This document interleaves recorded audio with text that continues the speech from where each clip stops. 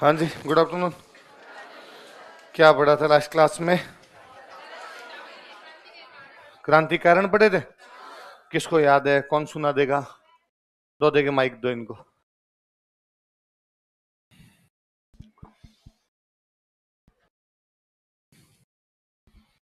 सुनाओ। 1857 की क्रांति के समय जॉर्ज पैट्रिक लॉरेंस राजस्थान का एजीजी था। उस समय राजस्थान में अंग्रेजों की 6 छावनियां थी। नसीराबाद अजमेर, नीमच मध्य प्रदेश, और सर देवली टोंक, और सर उसके अलावा ब्यावर और खेरवाड़ा, और सर एक एरिनपुरा थी। ब्यावर में खेरवाड़ा में 1857 क्रांति में भाग नहीं लिया था। उसके बाद सर कारण आ जाते हैं। पहला कारण है सर अपना, इसमें राजनीतिक कारण। पॉलिटिकल एजेंट द्वारा राज्यों के आंतरिक मामलों में हस्तक्षेप किया जाने लगा। सर दूसरा कारण है कि अंग्रेजों द्वारा उत्तराधिकार के मामले में हस्तक्षेप किया जाने लगा। और सर एक कारण था कि नई रियासतों, पुरानी रियासतों को तोड़कर नई रियासतों का गठन किया जाने लगा। जैसे धौलपुर का 1806, टोंक 1817, और सर एक को नई बनी थी झालावाड़ 1838 में। और सर इसका इसमें एक और रीजन था कि जैसे सर इनसे किराया कर अधिक लिया जाने लगा था। सामाजिक मामलों में हस्तक्षेप किया जा रहा था सर इसमें। नहीं, एक रीजन था यार सर। राजाओं, एक मिनट सर, सॉरी सर। कौन सा था सर? राजाओं द्वारा नई, सॉरी सर, एक मिनट सर। राज्य की सुरक्षा के लिए अंग्रेजों द्वारा नई सेनाओं का गठन किया जाने लगा था। इन सेनाओं का जो खर्चा था वो राजा पर डाल दिया गया। उसके बाद सर प्रशासनिक कारण, वो सामंतों के विशेष अधिकार समाप्त कर दिए गए, और सामंतों के द्वारा लिया जाने वाला कर कम कर दिया गया, और सामंतों के द्वारा जो सेनाएं रखी जाती थी उनको भंग कर दिया गया। अतः सैनिक बेरोजगार हो गए। उसके बाद सर अगला कारण था आर्थिक कारण। अंग्रेजी माल की अधिकता के कारण, अंग्रेजी माल की अधिकता के कारण घरेलू उद्योग धंधे बंद हो गए तथा मजदूर वर्ग कृषि पर स्थानांतरित हो गया। और सर नए नए विदेशी वो नए व्यापारी मार्गों का विकास होने के कारण व्यापारी ब्रिटिश भारत में चले गए। उसके बाद सर राजाओं द्वारा, अंग्रेजों द्वारा राजाओं से अत्यधिक कर लिया जाता था। अतः भू राजस्व में वृद्धि कर दी गई। उसके बाद सर धार्मिक और राजनीतिक, धार्मिक और सामाजिक कारण, अंग्रेजों द्वारा सामाजिक मामले में हस्तक्षेप किया जाने लगा। ईसाई मिशनकारियों द्वारा हिंदू तथा मुस्लिम समाज, हिंदू तथा मुस्लिम समाज का मजाक उड़ाने लगा, धर्म का मजाक उड़ाने जाने लगा। साहित्यिक कारण, राजस्थानी कवियों या अन्य कवियों द्वारा नई किताबों या पुस्तकों का निर्माण किया गया, जिससे राष्ट्रीय राष्ट्रीय साहित्य प्रेम भावना का विकास हुआ। सब बांकीदास ने लिखी थी सर, बांकीदास आए और अंग्रेज मुल्क के ऊपर। और सर सूर्य मिसल ने लिखी थी 20 सही। पीछे दे, ले तू सुना।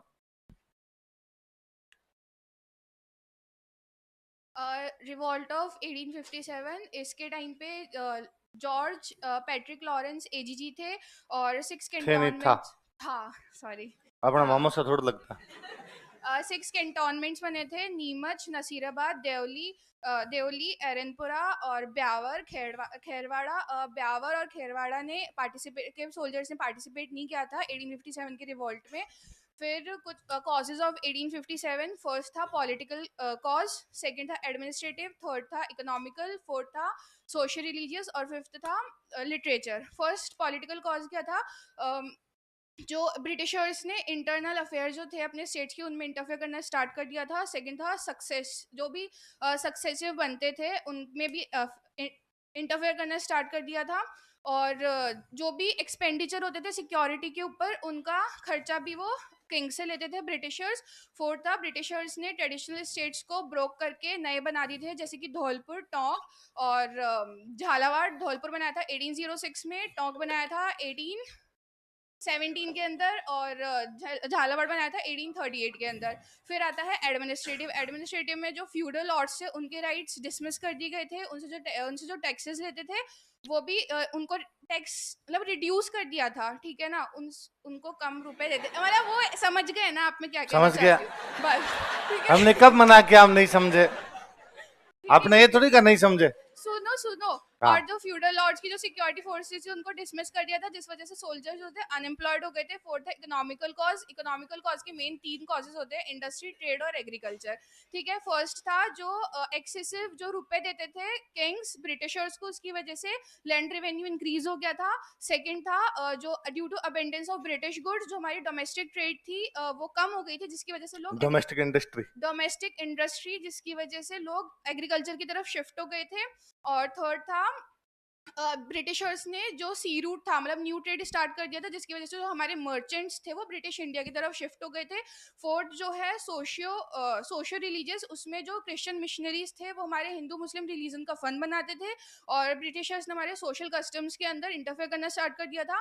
फिफ्थ था लिटरेचर, जिसके अंदर हमारे स्कॉलर्स ने बुक्स लिखी थी, anti nationalism book, anti national anti nationalism, ना, एंटी ब्रिटिश, हाँ, हाँ, एंटी जिसकी नेशनलिज्म। जिस नहीं जिसने रिजल्ट कर दिया था नेशनलिज्म, मतलब जिसकी वजह से रिवॉल्ट हुआ। तो उनके राइटर जो थे वो थे बनकीदास, जिन्होंने लिखी थी आयो रे अंग्रेज मुल्क रे ऊपर, और सेकंड थी सूर्यमल मिशन ने जो लिखी थी वीर सतसई। शाबाश। और कोई पीछे दो। अंग्रेजों ने कौन कौन सी सेनाएं बनाई थी, वो नाम बताओ। अंग्रेजों ने, सेनाएं, फोर्सेज कौन कौन सी बनाई थी?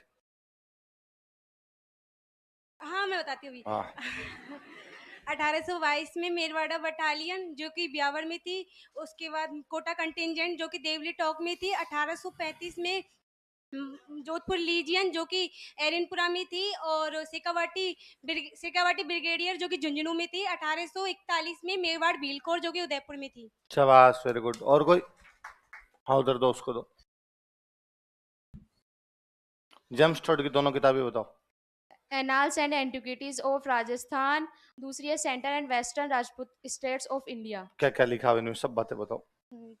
पहली बुक है एनाल्स, इसमें यह बुक, इसका प्रकाशन, एक मिनट, हाँ, यह किताब जॉर्ज फोर्थ तथा विलियम फोर्थ को समर्पित की गई है। इसका प्रथम भाग 1829 ईस्वी में प्रकाशित किया गया, और इसका भाग 1829 इसमें प्रकाशित किया गया। इसके अंदर राजस्थान का इतिहास, राजस्थान का भूगोल, राजस्थान का सामंती व्यवस्था तथा मेवाड़ का मेवाड़ का इतिहास। इतिहास। शाबाश। दूसरे 1832 ईस्वी में, दूसरा भाग 1832 ईस्वी में प्रकाशित किया गया। इसमें अन्य रियासतों का इतिहास के बारे में जानकारी बताते हैं।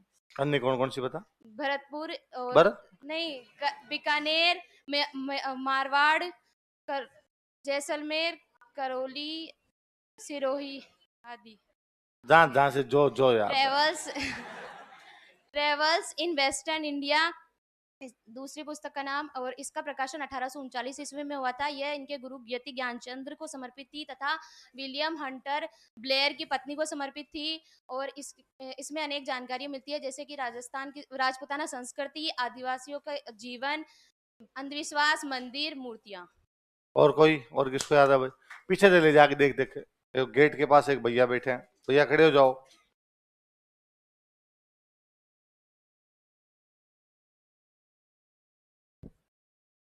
राजस्थान की कौन कौन सी रियासत ने कब कब संधि की थी, सारी बात बताओ।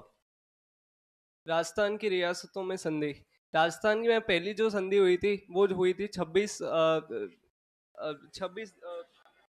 दिसंबर 1803। सॉरी सर, 2 सेकंड, 26 सितंबर 1803 को। जो बच्चे मना कर रहे हैं यार, मेरे को तो सही लग रहा है, तुम ये करें गलत है। हैं? सर मेरे को लगा सही, वो सही नहीं बोला क्या इसने? गलत बोला है? ये कह रहे हैं यार, देख सही तो है ना? कब की थी बता? 26 सितंबर 1803। अब नोट्स देख ले एक बार। 2 सेकंड, क्या बता, तूने लिखी यही रखा हो नोट्स में ही? Sorry sir. पक्का ये लोग सही है? अब मैं सही बोल रहा हूँ। नहीं, मैं तो गलत हूँ।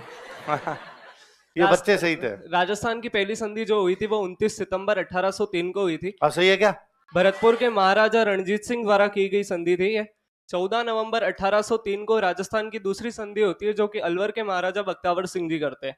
ये सहायक संधियां थी, जो कि इस समय जो लॉर्ड वेलेजली था वो अपने भारत का गवर्नर जनरल था। उसके बाद जो संधियां होती हैं वो अपने 9 नवंबर को 1817 को 9 नवंबर 1817 को होती है। करौली के महाराजा हरबख्शपाल जी ये संधि करते हैं।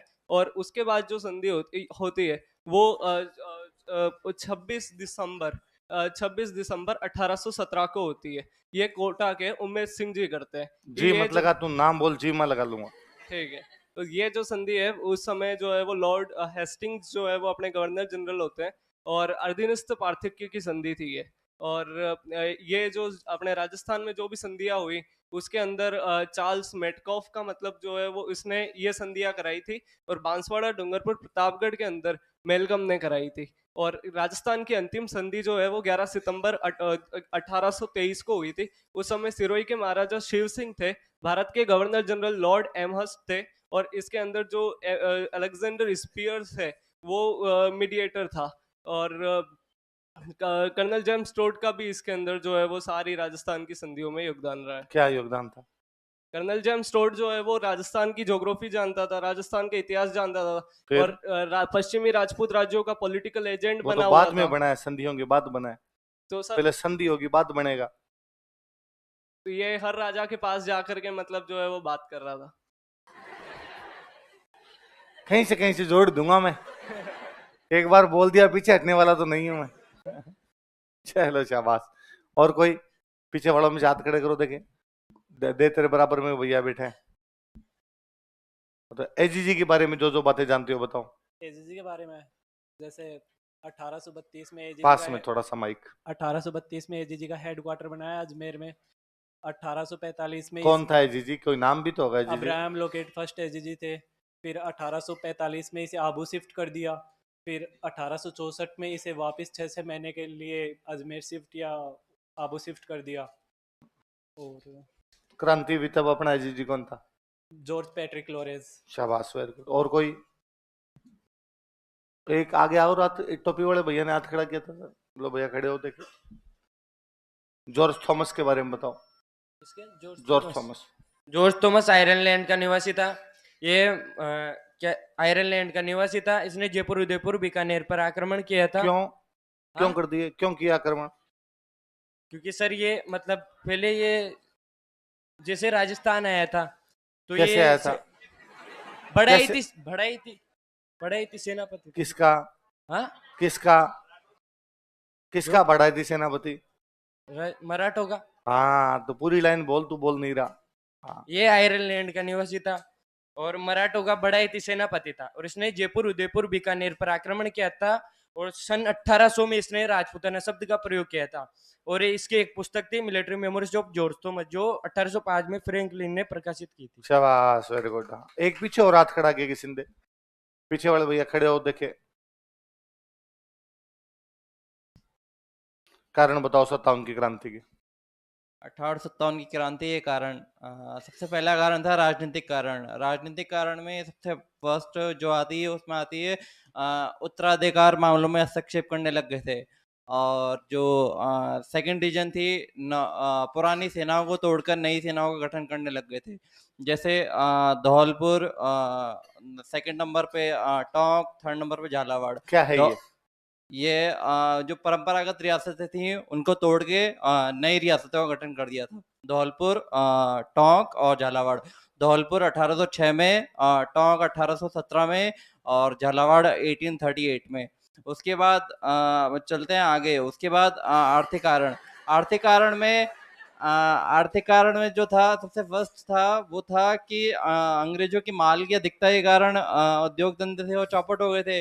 तो जो किसान वर्ग था वो खेती की तरफ शिफ्ट हो गया था। और सेकंड रीजन जो आता है वो था इसमें कर ज्यादा लेने लग गए थे। जो कर ज्यादा लेने लग गए, राजाओं द्वारा अत्यधिक कर लिया जाने लग गया। और थर्ड रीजन था वो था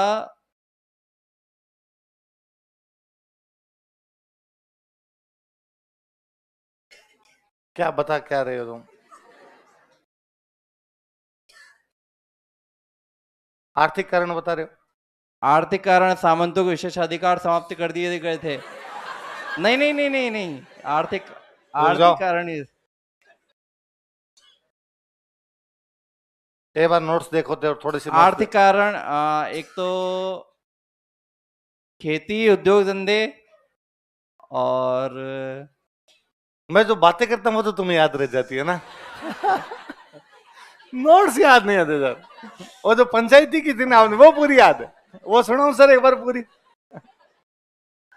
चल कौन शाबाश, कल सुनाना आप। लो आगे बढ़े। तुम पीछे देखेगी क्लास को? एक बार खड़े होके देख ले पीछे। है सुनाएगी? नोट सुनाएगी कल वाले? कल वाला नोट से नहीं सुनाएगी? है याद तो है पर सुनाएगी नहीं? हंस ले एक बार जोर से, हाँ हाँ हाँ। चल आगे लिखो।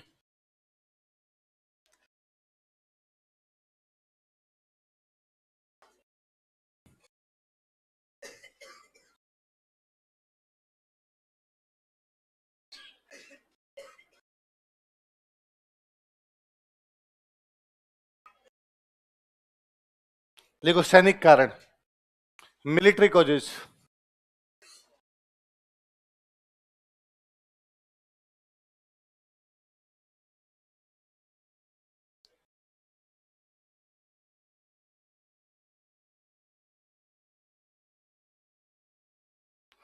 सैनिक कारण, मिलिट्री कॉजेज।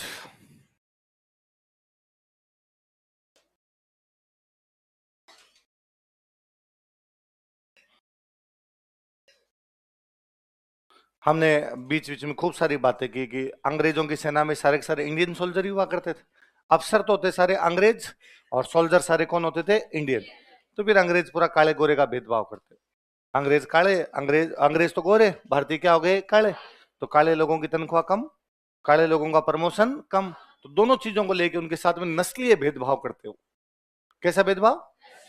Racial discrimination. किन किन दो चीजों को लेके? ये तो रैंक, किसको लेके? और एक सैलरी। इंडियंस को बड़ी रैंक नहीं दी जाएगी। तो इंडियंस को लगता था मैं अंग्रेजों के लिए कितना भी लड़ लूं, भले इनके लिए युद्ध में कितने भी घायल हो जाऊं, गोलियां खा लूं, लेकिन फिर भी मेरा प्रमोशन तो होगा नहीं। केवल किस लिए? क्योंकि मेरा रंग काला है। तो सोल्जर इससे थोड़े थोड़े नाराज पहले से चल रहे थे दो चीजों को लेके। पद और वेतन में उनके साथ क्या किया जाता था? नस्लीय भेदभाव। क्या किया जाता था? नस्लीय, समझ गए ना? रंग के आधार पर, नस्ल के आधार पर भेदभाव। लिख लो।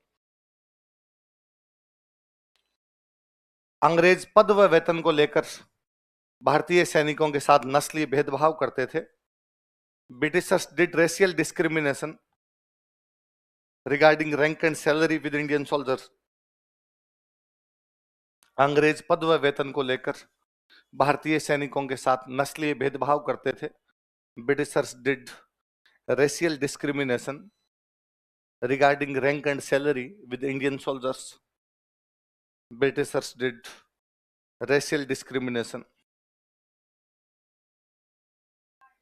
Regarding rank and salary with Indian soldiers. अंग्रेज पद व वेतन को लेकर भारतीय सैनिकों के साथ नस्लीय भेदभाव करते थे। नस्लीय भेदभाव करते थे। अब हम कहेंगे भाई भेदभाव तो पहले से ही हो रहा था, जिस दिन फौजी फौज में लगा उस दिन से भेदभाव होने लग गया था। तो फिर ऐसा क्या था कि 57 में क्रांति की, उसने 56 में क्यों नहीं की, 55 में क्यों नहीं की, 53 में क्यों नहीं की? लिखो तात्कालिक कारण, इमीडिएट कोज।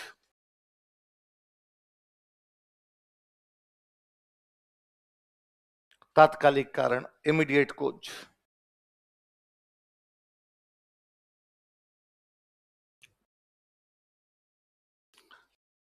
और मैंने आपको कल हमने बात की थी थोड़ी थोड़ी कि पहले अंग्रेजों के पास एक बंदूक थी, उसका नाम था ब्राउन बेस। कौन सी थी? फिर अंग्रेज एक नई बंदूक लाए थे, एनफील्ड। कौन सी बंदूक लाए?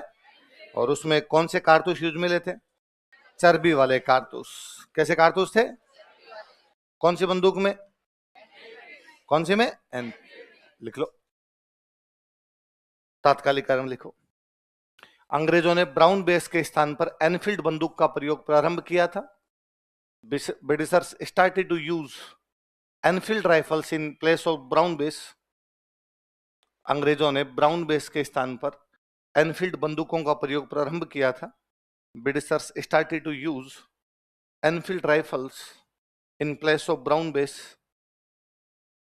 अंग्रेजों ने ब्राउन बेस के स्थान पर एनफील्ड बंदूकों का प्रयोग प्रारंभ किया था। Britishers started to use Enfield rifles in place of brown base. Brown base के स्थान पर एनफील्ड बंदूकों का प्रयोग प्रारंभ किया था। Britishers started to use Enfield rifles in place of Brown Bess. Line change कर लिखना। इनमें चर्बी वाले कारतूसों का प्रयोग किया जाता था। Greased cartridges were used in them. इनमें चर्बी वाले कारतूसों का प्रयोग किया जाता था। Greased cartridges were used in them. इनमें चर्बी वाले कारतूसों का प्रयोग किया जाता था। Greased cartridges were used in them.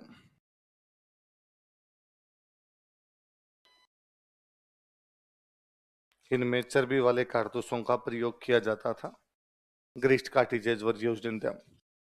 इसका मतलब पहले से लोग परेशान थे, जनता परेशान थी, क्योंकि अंग्रेज राजाओं के आंतरिक मामलों में इंटरफेयर कर रहे थे, उनके पॉलिटिकल सक्सेशन अफेयर्स में इंटरफेयर कर रहे थे, बड़ी रियासतों को तोड़ के छोटी रियासतें बना दी, सारी सेनाओं का खर्चा राजाओं पे डाल दिया। इसलिए राजाओं ने क्या बढ़ाने शुरू कर दिए थे? टैक्स बढ़ाने शुरू कर दिए थे। सामंत नाराज थे क्योंकि स्पेशल राइट समाप्त होते जा रहे थे, उनकी टैक्स कम होते जा रहे थे, उनकी सेनाएं भंग कर दी गई थी। किसान नाराज थे क्योंकि लैंड रेवेन्यू बढ़ गए। मजदूर नाराज थे क्योंकि फैक्ट्री बंद हो गई।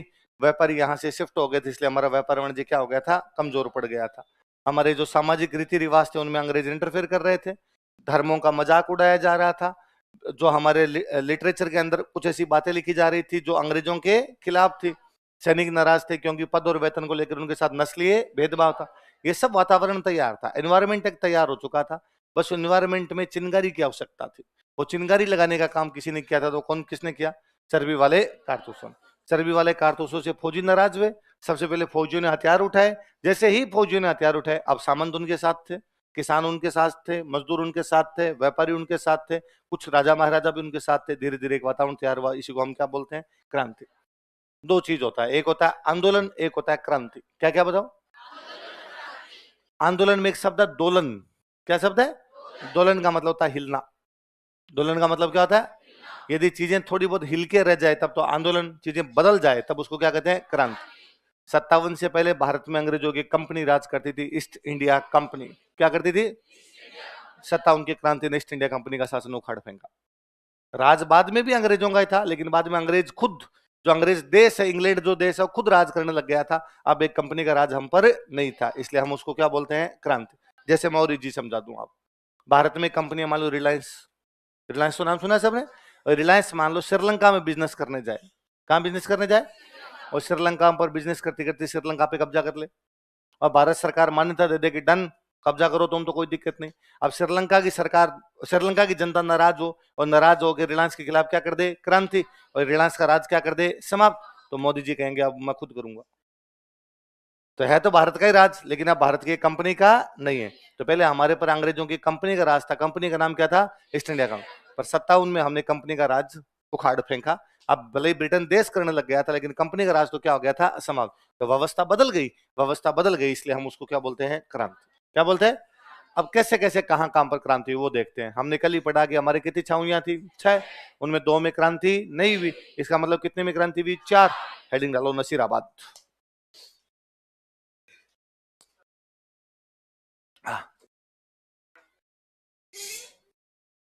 शेखावटी ब्रिगेड झुंझुनू में। हाँ, तो छावनी नहीं है, हेडक्वार्टर है वो सेना का एक। भाई वहां भर्ती होती है, वहां पे ऑफिसर वगैरह बैठते हैं, छावनियां नहीं। हाँ। राजनीतिक और प्रशासनिक में अंतर क्या होता है? मोदी जी में, सॉरी, भजनलाल जी में और कोई एक आरएस अधिकारी होता है, उसमें अंतर होता है? भजनलाल जी क्या है? मुख्यमंत्री। वो पॉलिटिकल है। आईएएस आरएस जो होंगे वो प्रशासनिक। जैसा उस समय भी राजा के नीचे काम करने वाले जो लोग हुआ करते, सामंत, वो प्रशासन संभालते थे, इसलिए प्रशासनिक। हाँ।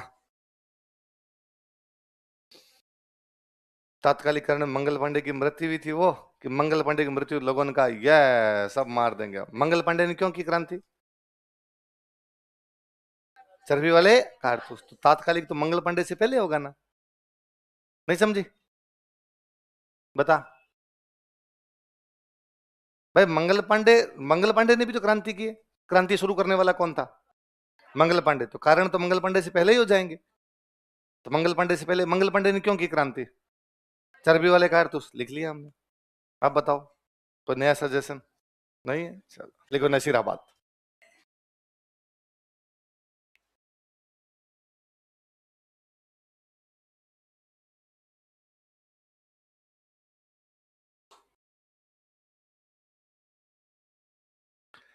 हमने 2-3 दिन से हम लगातार पढ़ रहे हैं, तो हम ये देख रहे हैं कि अंग्रेजों का राजस्थान में सबसे बड़ा जो सेंटर था वो था अजमेर। कौन सा था?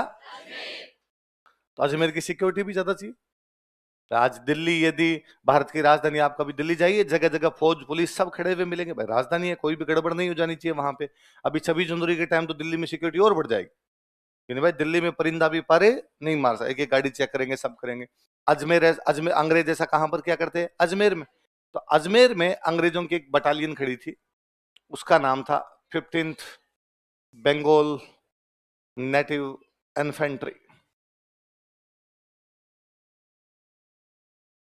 कौन सी टुकड़ी है बताओ देखे? 15th Bengal native infantry. Infantry का मतलब पैदल सेना, इन्फेंट्री का मतलब पैदल सेना। बंगाल नेटिव इन्फेंट्री पैदल सेना, बंगाल की पैदल सेना थी, उसकी कौन सी टुकड़ी? मतलब बंगाल की जो नेटिव इन्फेंट्री थी उसमें अलग अलग रेजिमेंट थी, उसकी रेजिमेंट नंबर ये कौन सी है? 15। और इनकी पोस्टिंग कहां पे थी? अजमेर। कहां पोस्टिंग थी? अजमेर से पहले ये लोग मेरठ थे। अजमेर से पहले कहां थे? और भारत में क्रांति की शुरुआत ही मेरठ से हुई थी। मंगल पांडे से हम क्रांति की शुरुआत नहीं मानते, हम तो कहते हैं मंगल पांडे पहला आदमी था इसने चर्बी वाले कारतूसों के खिलाफ आवाज उठाई थी। पर क्रांति की शुरुआत हम मानते हैं 10 मई से। कहां से मानते हैं? और वो मेरठ की छावनी में हुई। जब छावनी पे पूरी पे कब्जा कर लिया गया था तो वो मेरठ की छावनी से हुई। तो ये जो बंगाल नेटिव इन्फेंट्री वाले फौजी थे कहां से आए थे? मेरठ। जब मेरठ में क्रांति हो गई, 10 मई को मेरठ में क्रांति हुई, 19 मई को राजस्थान में समाचार आया। कब आया? 9 दिन बाद राजस्थान वालों को समाचार मिला कि मेरठ में क्रांति हो गई है। आबू के अंदर था पैट्रिक लॉरेंस, तो पैट्रिक लॉरेंस को समाचार मिला कि क्रांति हो गई। पैट्रिक लॉरेंस ने कहा सबसे पहले अजमेर की सिक्योरिटी टाइट होनी चाहिए। अजमेर में कौन सिक्योरिटी दे रहा है? कि 15th बंगाल नेटिव इन्फेंट्री। ये कहां से आए हुए? कि मेरठ। उनका दिमाग खराब है। हमने बिल्ली को कह रखा दूध की रखवाली कर। हमने उन फौजियों को, भाई क्रांति की शुरुआत कहां से हुई? मेरठ। अब मेरठ में 10 मई को क्रांति की है तो माहौल पहले से होगा थोड़ा, उसी माहौल से ये लोग आए थे। तो इनमें भी तो भावना होगी कि नहीं यार ये चर्बी वाले कारतूस अंग्रेज बड़े खराब है, मारना है इनको, थोड़ी बहुत बातें इनकी में भी होगी। और यदि इनका दिमाग सटका और अजमेर पे कब्जा कर गए तो राजस्थान पे कंट्रोल खत्म कर देंगे।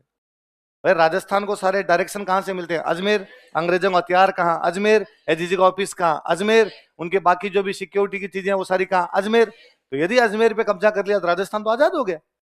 तो इसको हटाओ यार। तो इन 15th बंगाल नेटिव इन्फेंट्री वालों को कहा गया कि तुम नसीराबाद चले जाओ।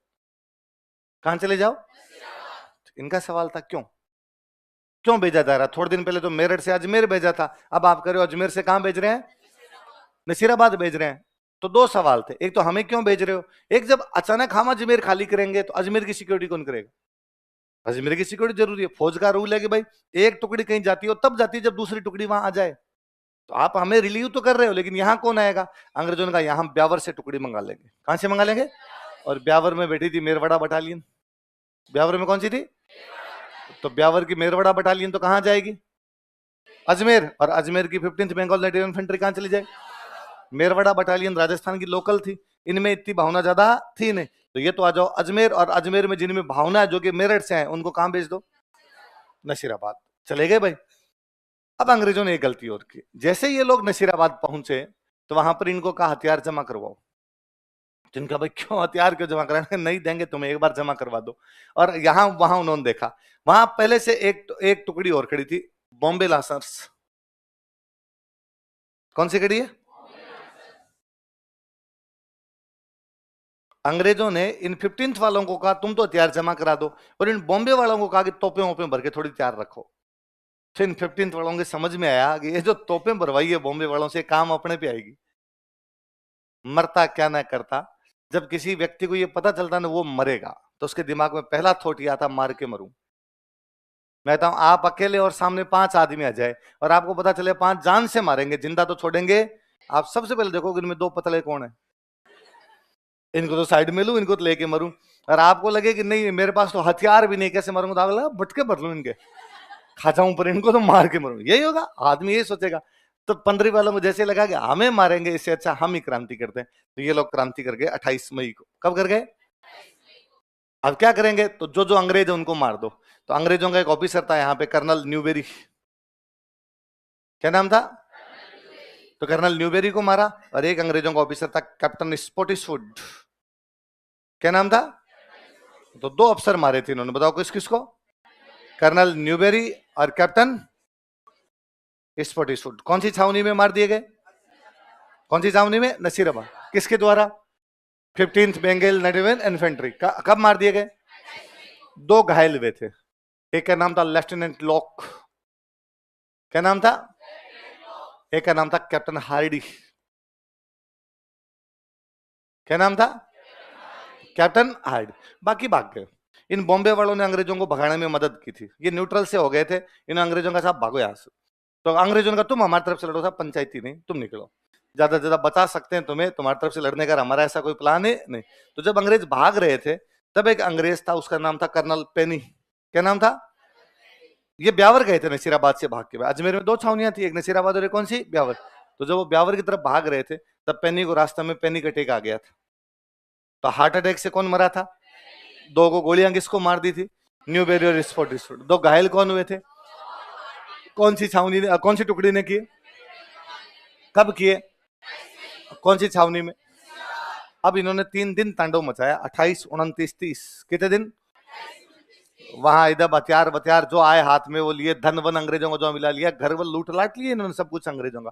और अब इन्होंने कहा अपने दिल्ली चलेंगे। कहां चलेंगे? तो जब ये दिल्ली जा रहे थे तब यहाँ पर एक टुकड़ी और थी, 30वीं बंगाल नेटिव इन्फेंट्री। कौन सी थी?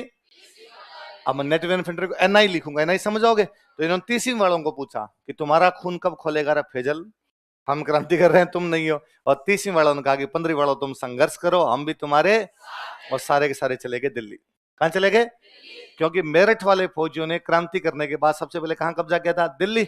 और किसको बादशाह घोषित कर दिया था? बहादुर शाह जफर। तो देश में अंग्रेजों का राज खत्म होगा, नया राज किसका आएगा? बहादुर शाह जफर। तो नाम तो लिखवाए। इतने दिन तक ये फौजी किसकी तरफ से लड़ते थे? अंग्रेजों के। अब अंग्रेजों के खिलाफ तो लड़ाई कर ली, अब किसकी तरफ से लड़ेंगे? बहादुर शाह। तो दिल्ली जाके नाम लिखवाते हैं। सारे के सारे कहां चले गए? यहां से लिखो।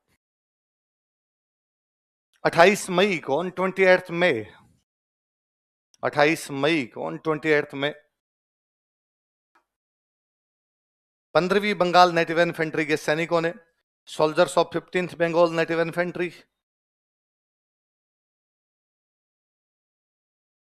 15वीं बंगाल नेटिव इन्फेंट्री के सैनिकों ने, soldiers of 15th Bengal native infantry,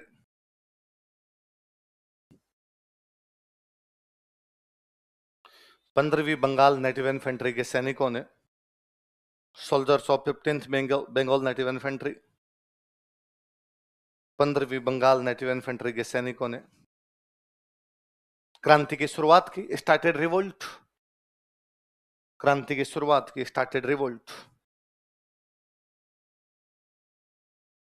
क्रांति की शुरुआत की, स्टार्टेड रिवोल्ट। 2 अंग्रेज अधिकारियों को मार दिया गया, 2 इंग्लिश ऑफिसर्स वर किल्ड। 2 अंग्रेज अधिकारियों को मार दिया गया, 2 इंग्लिश ऑफिसर्स वर किल्ड।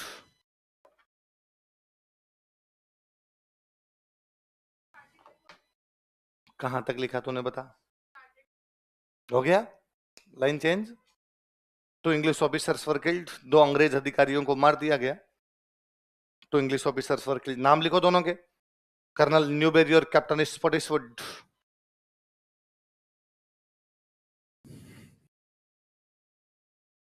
क्या क्या नाम बताओ देखे?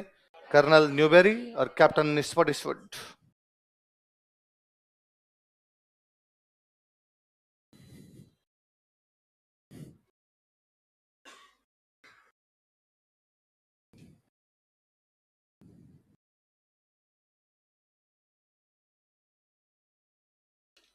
क्या क्या नाम बताओ देखे?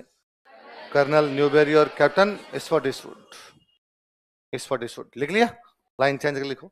2 अंग्रेज अधिकारी घायल हो गए थे, 2 इंग्लिश ऑफिसर्स गॉट इंजर्ड। 2 अंग्रेज अधिकारी घायल हो गए थे, 2 English officers got injured.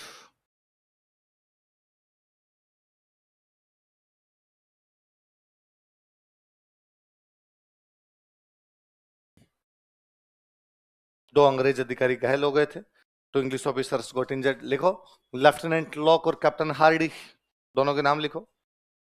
Lieutenant lock और कैप्टन हार्डी।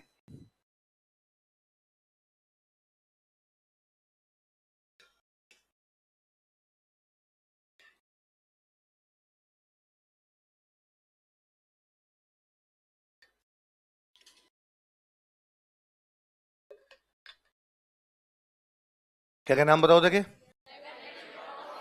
लेफ्टिनेंट लॉक और कैप्टन हार्डी। भागते हुए पैनिक अटैक किसको आ गया था? लिखो कर्नल पेनी की हृदयाघात से मृत्यु हो गई थी। Colonel Penny died due to heart attack. Colonel Penny के हृदयाघात से मृत्यु हो गई थी। Colonel Penny died due to heart attack. Colonel Penny की हृदयाघात से मृत्यु हो गई थी। Colonel Penny died due to heart attack. Colonel Penny की हृदयाघात से मृत्यु हो गई थी। Colonel Penny died due to heart attack. कौन सी इन्फेंट्री इनके साथ में आ गई थी एक और? 30वीं। कौन सी? अब एनआई लिख लेना, नेटिव इन्फेंट्री मतलब होता है इसका। देखो 30वीं एनआई भी क्रांति में शामिल हो गई। 30th NI also join revolt. 30वीं एनआई भी क्रांति में शामिल हो गई। 30th NI also join revolt. 30वीं एनआई भी क्रांति में शामिल हो गई। 30th NI also join revolt. 18 जून को विद्रोही दिल्ली पहुंचे। On 18th June rebels reach Delhi. 18 जून को विद्रोही दिल्ली पहुंचे। 18th June rebels reach Delhi. 18 जून को विद्रोही दिल्ली पहुंचे। On 18th June rebels reach Delhi. Delhi कब पहुंचे वो लोग? 18 जून को। कौन से सैनिक? नसीराबाद। कहां के सैनिक? नसीराबाद। कौन कौन सी 2 टुकड़ियां रवाना हुई? 15वीं और 30वीं। 2 सवाल है। एक सवाल है कि वाह नसीराबाद, नसीराबाद से क्रांति क्यों शुरू होती है? नीमच से भी हो सकती थी, देवली से भी हो सकती थी, एरनपुरा से भी हो सकती थी।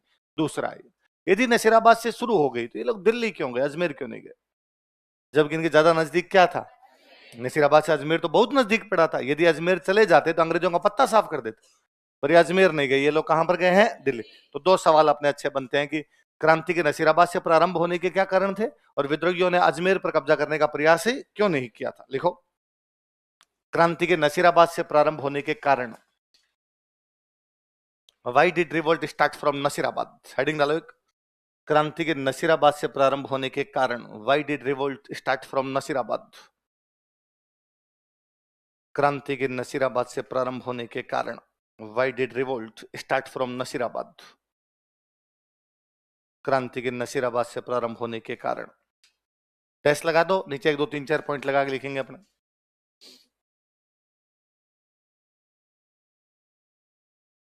मैंने अभी बताया आपको कारण एक कि ये फौजी मेरठ से आए थे। कहां से आए थे? और भारत में क्रांति की शुरुआत कहां से हुई थी? मेरठ। इसलिए थोड़ा बहुत अंदाजा तो इनको भी था क्या चल रहा है, वैसा माहौल तो पता ही था इनको। इसलिए यही क्रांति करते और तो कौन क्रांति करता? जिनको थोड़ी बहुत बातें पता होगी वही तो करेंगे। 1 नंबर लिखो,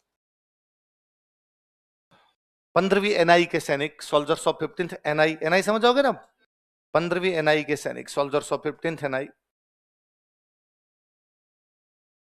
मेरठ से अजमेर आए थे। Came to Ajmer from Meerut. Meerut से अजमेर आए थे। Came to Ajmer from Meerut. अतः उन्हें क्रांति की जानकारी थी। So they knew about revolt. अतः उन्हें क्रांति की जानकारी थी। So they knew about revolt. अतः उन्हें क्रांति की जानकारी थी। So they knew about revolt. दूसरा अभी हमने पढ़ा, अंग्रेजों ने गलती की, उनको अजमेर से कहां ट्रांसफर कर दिया था? नसीराबाद। इससे वो नाराज हुए कि हमारा ट्रांसफर क्यों किया गया। 2 नंबर लिखो, अंग्रेजों ने इन्हें अजमेर से नसीराबाद भेज दिया था। Britishers transferred them from Ajmer to Nasirabad. अंग्रेजों ने इन्हें अजमेर से नसीराबाद भेज दिया था। Britishers transferred them from Ajmer to Nasirabad. अंग्रेजों ने इन्हें अजमेर से नसीराबाद भेज दिया था। Britishers transferred them from Ajmer to Nasirabad.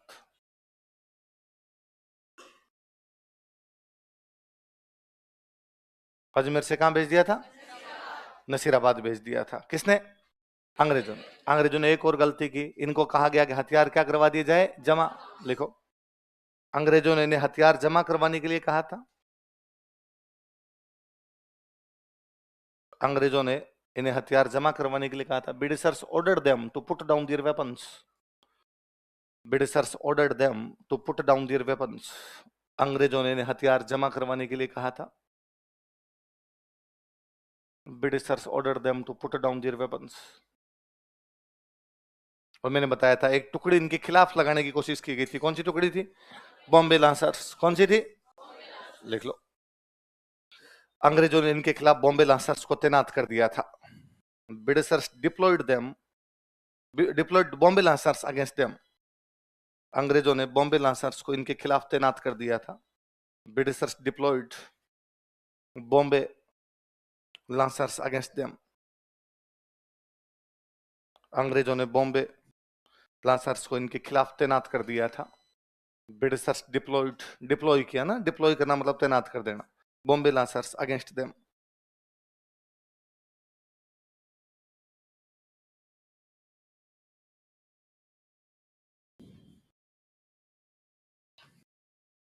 किसको खिलाफ तैनात कर दिया था? बॉम्बे लांसर्स। किसने? अंग्रेज। तो इन सब कारणों से क्रांति की शुरुआत कहां से हुई? नसीराबाद। क्योंकि वे लोग क्रांति के बारे में जानते थे, क्योंकि अजमेर से नसीराबाद भेजा तो वो नाराज थे, क्योंकि नसीराबाद में उन्हें हथियार जमा करवाने के लिए कहा गया और उनके खिलाफ अंग्रेजों ने क्या तैनात कर दी थी? सेना। तो नाराज थे, नाराज हुए तो उन्होंने क्या कर दी? क्रांति। और सवाल दूसरा वही, जब क्रांति करी दी नसीराबाद में तो अजमेर चले जाते, अजमेर जाकर कब्जा कर लेते, लेकिन आप लोग तो कहां गए थे? दिल्ली। लाइन चेंज करके वापस एक नया हेडिंग डालो। विद्रोहियों ने अजमेर पर कब्जा करने का प्रयास क्यों नहीं किया था? या विद्रोहियों द्वारा अजमेर पर कब्जा नहीं करने के कारण ये लिखो। विद्रोहियों द्वारा अजमेर पर कब्जा नहीं करने के कारण। Why did rebels not capture Ajmer? Why did rebels not capture Ajmer? विद्रोहियों द्वारा अजमेर पर कब्जा ना करने के कारण। Why did rebels not capture Ajmer?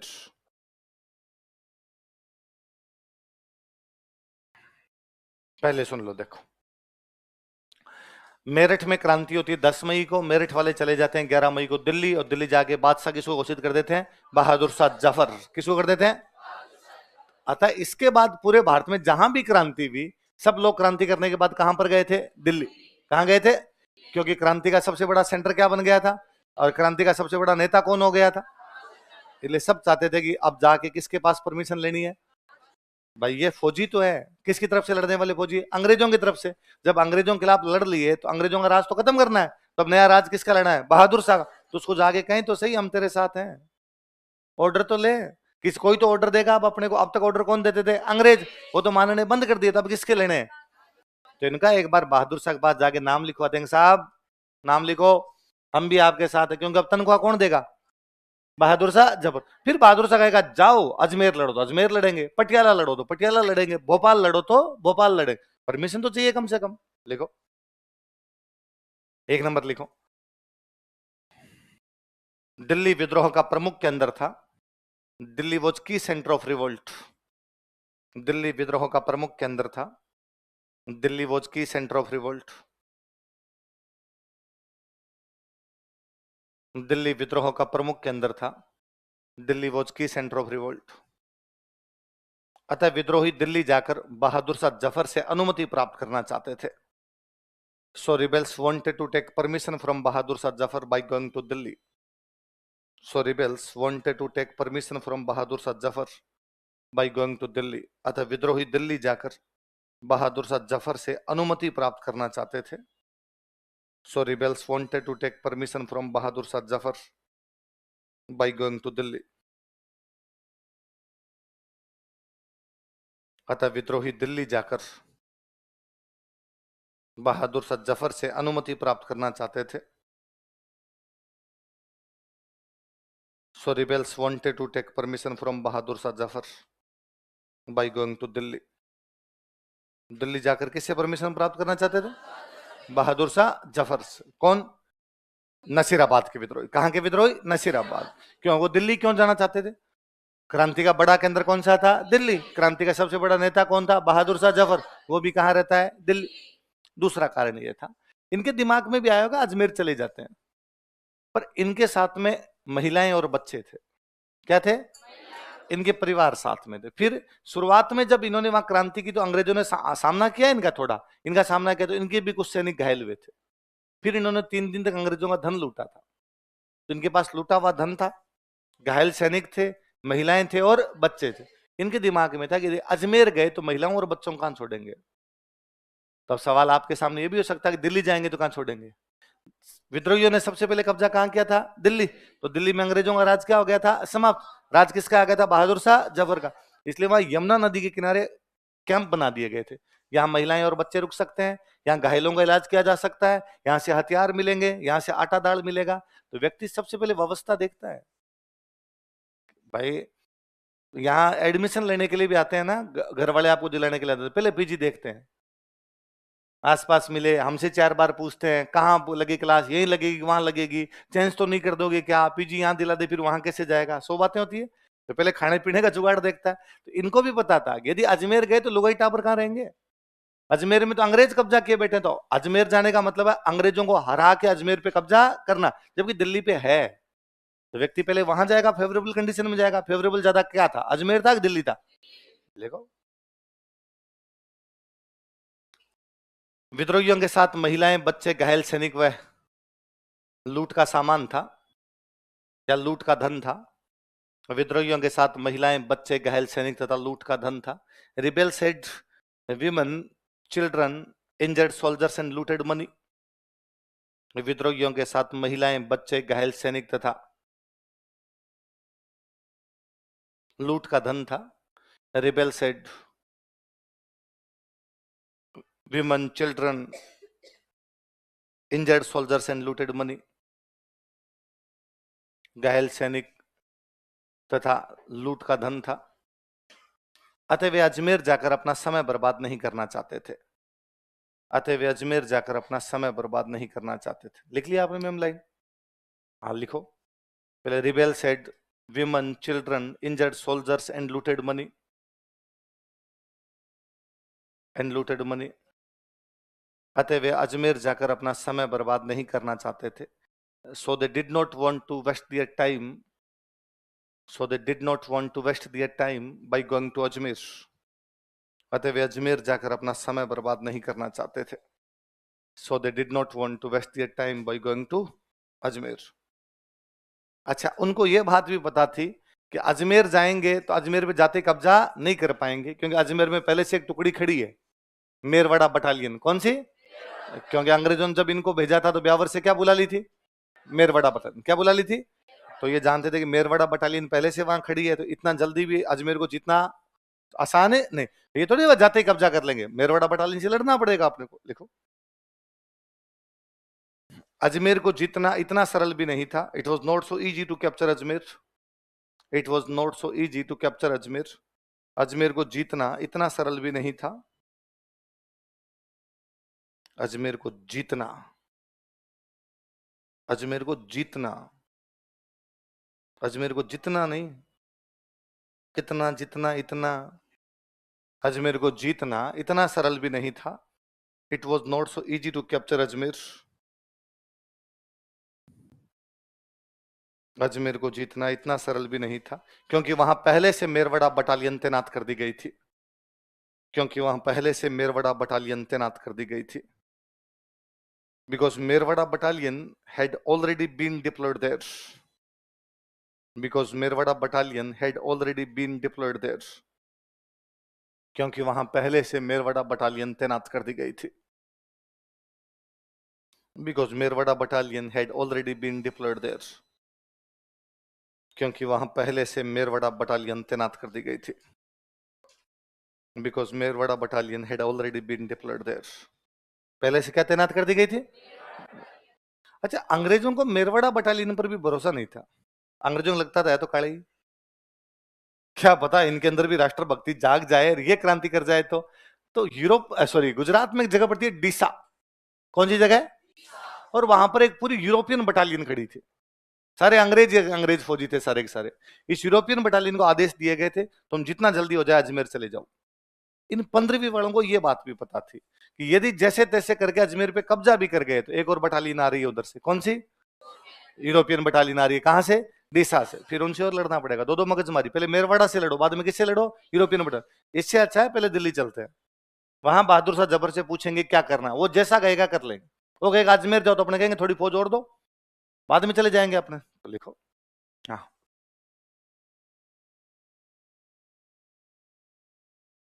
British ने इनको मारने की, हाँ, रोकने की कोशिश की, पर यहाँ अजमेर में तो इनसे हुई नहीं। यहाँ से निकलने के बाद आगे दिल्ली की तरफ कोशिश की थी इनको खूब, पर ये मारते पीटते निकल ही गए थे, क्योंकि ये बड़ा रास्ता खाली हो गया था। यहाँ विद्रोह जगह जगह होने लग गए थे। देखो देखो, अजमेर की सुरक्षा के लिए, for security of Ajmer, Ajmer की सुरक्षा के लिए, फॉर सिक्योरिटी ऑफ अजमेर,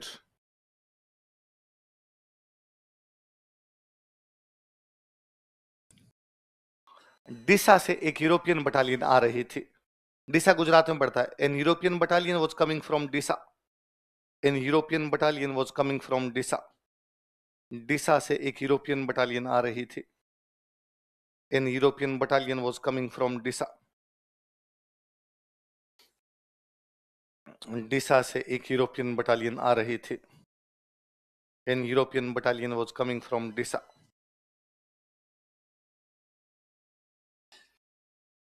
पहले पड़ गई बात, वापस पढ़ो। देखे, नसीराबाद से क्रांति की शुरुआत क्यों हुई? क्योंकि सैनिक मेरठ से आए थे, तक क्रांति की जानकारी थी। अंग्रेजों ने अजमेर से कहां भेज दिया था? नसीराबाद। नसीराबाद में कहा गया हथियारों को जमा करा दो। उनके खिलाफ कौन सी फौज तैनात कर दी गई? अच्छा, उन्होंने अजमेर पे कब्जा क्यों नहीं किया? क्योंकि दिल्ली जाके बहादुर शाह जफर से परमिशन लेनी थी, क्योंकि महिलाओं, बच्चों और घायल सैनिकों को कहां छोड़ के जाते? क्योंकि अजमेर में मेरवाड़ा बटालियन खड़ी थी और एक और आ रही थी। कौन सी? ये जो दो बातें अभी हमने लिखी है, दो जगह काम आएगी। एक तो मेंस में, एक इंटरव्यू में। किस किस में? मेंस में और इंटरव्यू। मेंस में पूछ ले कि विद्रोहियों ने अजमेर पर कब्जा करने का प्रयास क्यों नहीं किया, काम आएगी बात। कोई इंटरव्यू में पूछ ले कि नसीराबाद में क्रांति कैसे हुई बताओ, और आप पूरी बता दो कि सर 28 मई को हुई थी, 1531 इन्फेंट्री ने की थी, न्यू बेरी और स्पॉटिसवुड को मार दिया था, लोक और हार्डी घायल हुए थे, पेनी को पैनिक अटैक आ गया था, 30वीं नेटिव इन्फेंट्री साथ में थी, सारे कहां चले गए थे? दिल्ली। इंटरव्यू लेने वाले सर कहेंगे वाह शाबाश, थो कितना अच्छा जवाब दे। अच्छा, तो एक बात बताओ, नसीराबाद में क्यों हुई क्रांति? नीमच में भी तो हो सकती थी, देवली में भी हो सकती थी। तो आपने वैसा नहीं कहना कि सर अब कहीं ना कहीं से तो होनी थी। ये तो सर भाग्य का खेल है, जैसा भगवान करता वही होता है सर। आप और मैं तो कौन होते हैं? होई वही जो राम रची राखान, है ना? ऐसे नहीं कहना, आपने कहना नसीराबाद क्यों, बता दोगे जवाब? कहीं आपसे ये पूछ लिया जाए कि इन विद्रोहियों ने दिल्ली गए थे, क्यों गए दिल्ली? अजमेर पे कब्जा करने का प्रयास क्यों नहीं किया? आपने वापस कहोगे सर फौजी थे, जो दिमाग में वैसे कर लिया होगा सर, नहीं गए होंगे, इनको दिक्कत रह गई होगी सर। नहीं, अपने को जवाब देना है क्यों नहीं गए, बता दोगे, है ना? तो ये जो तैयारी होती है ना, अपने फाउंडेशन जो बैच होते हैं, ये तीनों होती है, प्री, मेंस और इंटरव्यू। क्या होती है ना? कई बार स्टूडेंट लगता है इंटरव्यू के लिए क्या बताइए, ये सब इंटरव्यू के लिए जो जो हमने बातें की सब। तो इंटरव्यू में तो अगला कहीं से उठा के कुछ भी पूछ सकता है ना। तो अगले 2 साल के अंदर हम खूब सारी ऐसी बातें सीखेंगे जो अब तक आपको नहीं आती। अगले 1.5-2 साल में जब हम कोचिंग पढ़ते हैं, धीरे धीरे हमारे कुछ ऐसे विचार बनते हैं जिसे हम किसी भी क्वेश्चन का आंसर दे सकते हैं। वही तो इंटरव्यू की तैयारी होती है। आज से पहले, अभी मान लो आप 3 दिन पहले आए थे, उससे पहले आपसे कोई पूछता, इस 57 की क्रांति नाम तो जानते ही थे, नसीराबाद में हुई थी, ये भी मोटा मोटा जानते ही होंगे, पर पूछ लेते अजमेर क्यों नहीं गए, तो जरा नहीं गए होंगे, अगलों के कोई कारण रहे होंगे सर, है ना? ऑर्डर इसी प्रकार का मिला होगा। जबकि नसीराबाद वाले एकदम अजमेर से बाईपास निकले हैं। मतलब जब नसीराबाद के फौजी रवाना हुए थे नसीराबाद से, तो अजमेर में जो अंग्रेज बैठे थे उनके बेचारों के गले में आ गई थी। सारे चर्च में इकट्ठे हो गए थे और सबने हाथ जोड़ लिए थे, हे भोमियोसा महाराज, सारे देवी देवताओं को सिमर लिया था, आज बचाना। और समाचार कि अब नसीराबाद वाले फौजी अजमेर से 10 किलोमीटर दूर, अब 5 किलोमीटर दूर, अब 4 किलोमीटर दूर, एकदम आगे नजदीक। और ये बेचारे वैसे वैसे कांपे, आज मरे आज मरे। इतने में पता चला कि नसीराबाद की फौजी बाईपास अजमेर आए, ने अजमेर से बाईपास ही निकल गए, दिल्ली की तरफ निकल गए। मारो फिरंगी दिल्ली चलो, क्या नारे लगाते हुए? अंग्रेजों को मारेंगे और दिल्ली जाएंगे। तो अंग्रेजों ने सांस ली, चलो ठीक है, यहां से तो निकल गए कम से कम। तो नसीराबाद याद रहेगा आपके। आप दूसरा लिखो, नीमच।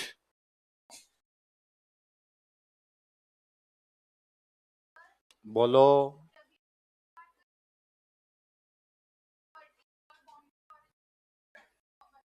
हम्म तीनों।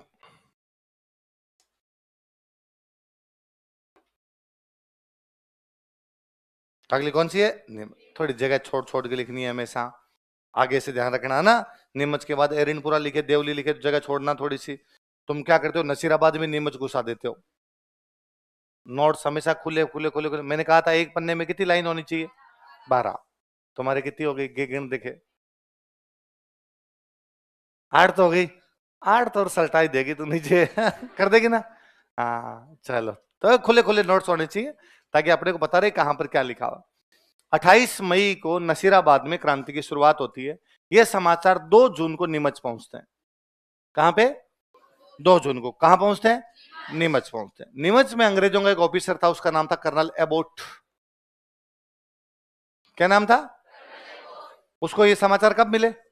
2 जून। कब मिले? 2 जून। उसको लगा अरे यार इंडियन सोल्जर क्रांति कर गए। हाँ, तो उसने जितने भी इंडियन सोल्जर थे उन सबका बाहर आओ, सारे इंडियन सोल्जर बाहर आए कि सौगन खाओ, अंग्रेजों के खिलाफ कोई क्रांति नहीं करेंगे। अपने वालों ने सौगन खाई कि अंग्रेजों के खिलाफ कोई क्रांति। उसने कहा पक्का। उसने साहब क्यों करेंगे, जिसकी खाओ बाजरी उसकी बजाओ हाजरी। हमें तनख्वाह कौन देता है? अंग्रेज, तो हम अंग्रेजों के खिलाफ क्रांति क्यों करेंगे? एबोट ने कहा शाबाश, वेरी गुड। वो जब कस्में उसमें चल रही थी तो वहां पर उन फौजियों में एक फौजी था लखनऊ का। कहां का था? उसका नाम था मोहम्मद अली बेग। क्या नाम था? मोहम्मद अली बेग नामक एक फौजी था। और उसने कहा कि मैं कसम नहीं खाऊंगा। तो कौन से एक फौजी ने कसम खाने से मना कर दिया? मोहम्मद अली बेग। कर्नल एबोट ने कहा रे तुम्हारे क्या बात, तुम कसम क्यों नहीं खा रहे? उन्होंने जब क्या रखा है कसमों में, अंग्रेज भी तो आए थे तब उन्होंने कसम खाई थी कि हम राजाओं के आंतरिक मामलों में किसी प्रकार का कोई इंटरफेयर।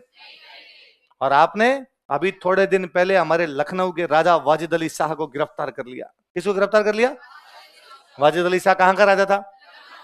अंग्रेजों ने दिन जाके वाजिद अली शाह गिरफ्तार किया कि इसका राज अच्छा नहीं, गिरफ्तार कर लिया जाए।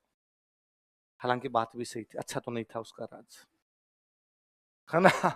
अंग्रेज वाजिद अली शाह को जब गिरफ्तार करने के लिए आए थे तब लखनऊ का पूरा किला खाली हो गया, सब लोग भाग गए, अंग्रेज आ गए, अंग्रेज आ गए।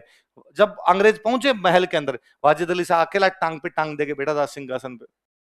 अंग्रेजों ने कहा जब सब भाग गए तो तू भी तो भाग सकता था, तू क्यों नहीं भागा? उसने कहा मेरे जूते के फीते बांधने के लिए कोई नौकर नहीं था। तो भागता कैसे? जूते के फीते कौन बांधा? अंग्रेजों का फीते हम बांध देंगे, खड़ा हो तू एक बार।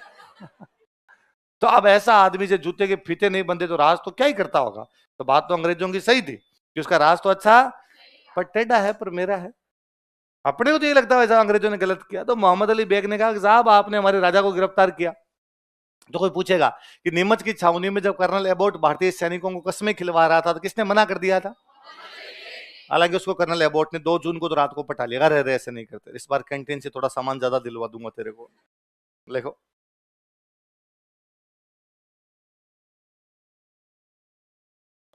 देखो कर्नल एबोट के सामने, before colonel Abbott, colonel Abbott के सामने, before colonel Abbott,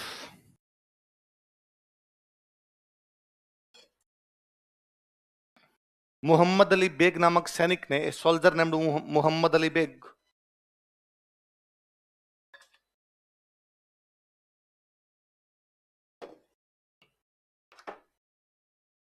Mohammad Ali Baig नामक सैनिक ने, a soldier named Mohammad Ali Baig, Mohammad Ali Baig नामक सैनिक ने अंग्रेजों के प्रति वफादारी की प्रतिज्ञा करने से मना कर दिया था। अंग्रेजों के प्रति वफादारी की प्रतिज्ञा करने से मना कर दिया था। Denied to take oath, denied to take oath for British loyalty. अंग्रेजों के प्रति वफादारी की प्रतिज्ञा करने से मना कर दिया था। Denied to take oath for British loyalty. अंग्रेजों के प्रति वफादारी की प्रतिज्ञा करने से मना कर दिया था। Denied to take oath for British loyalty. किसने मना कर दिया? मोहम्मद अली बेग ने। कौन से ऑफिसर के सामने? किसके सामने? कर्नल। 2 जून की रात की बात है। कब की बात है? 3 जून को नीमच के सैनिकों ने क्रांति कर दी। कब क्रांति की है? 2 जून को रात को सौगने खाई कि हम अंग्रेजों के खिलाफ क्रांति करेंगे। और क्रांति कब कर दी? अंग्रेजों ने कहा भाई साहब रात को तुम सौगन खा रहे कि अंग्रेजों के खिलाफ कोई क्रांति। अपने वालों ने कहा हमने हाथ ऐसे कर लिया था आते हमने कह दिया था कि बोलो पेंसिल, कसम हुई कैंसिल हमारे पे ऐसी कोई कसम लगती। यार चीटिंग है, चीटिंग। ये गलत बात है। ऐसे चीटिंग तो इंडियंस कर ही सकते हैं ना। ये तो मेरे को याद आता, हम छोटे थे स्कूल में प्रतिज्ञा करते, भारत मेरा देश है, सभी भारतीय मेरे भाई बहन है। फिर एक दिन किसी सीनियर ने बुला के कहा, सभी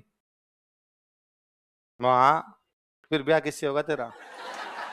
हमने कहा हाँ यार, ये तो सोचा ही नहीं था। ये हम 3rd 4th क्लास में सोच रहे थे, कितना गंभीर निर्णय लिया जा रहा है। तो क्या करना भैया आप बताओ? उनका ऐसे नहीं बोलना, ये खा जाएगा, लाइन ही मत बोला कर। मैं लाइन नहीं बोलूं तो कई बार मास्टर जी पास में खड़े रहते हैं, कूट देंगे हाथों हाथ। अच्छा भारत मेरा देश भी रेड लाइन खा गया तो का फिर एक तरीका है, मन ही मन एक बोलिया अगर सभी भारतीय मेरे भाई बहन, फिर अंदर ही अंदर बोला कर एक को छोड़ के। तो हम वो जुगाड़ू आदमी है वैसा, जिन्होंने ब्याह का उस टाइम सोच लिया था, ऐसे ऐसे जुगाड़ कर लिए थे। तो कर्नल एबोट क्या जानता बेचारा हमको। लिखो लिखो 3 जून को, ऑन 3rd जून, 3 जून को ऑन 3rd जून, हीरा सिंह के नेतृत्व में, under leadership of Hira Singh, क्रांति करने वाला नेता कौन था उनका? हीरा सिंह के नेतृत्व में, under leadership of Hira Singh,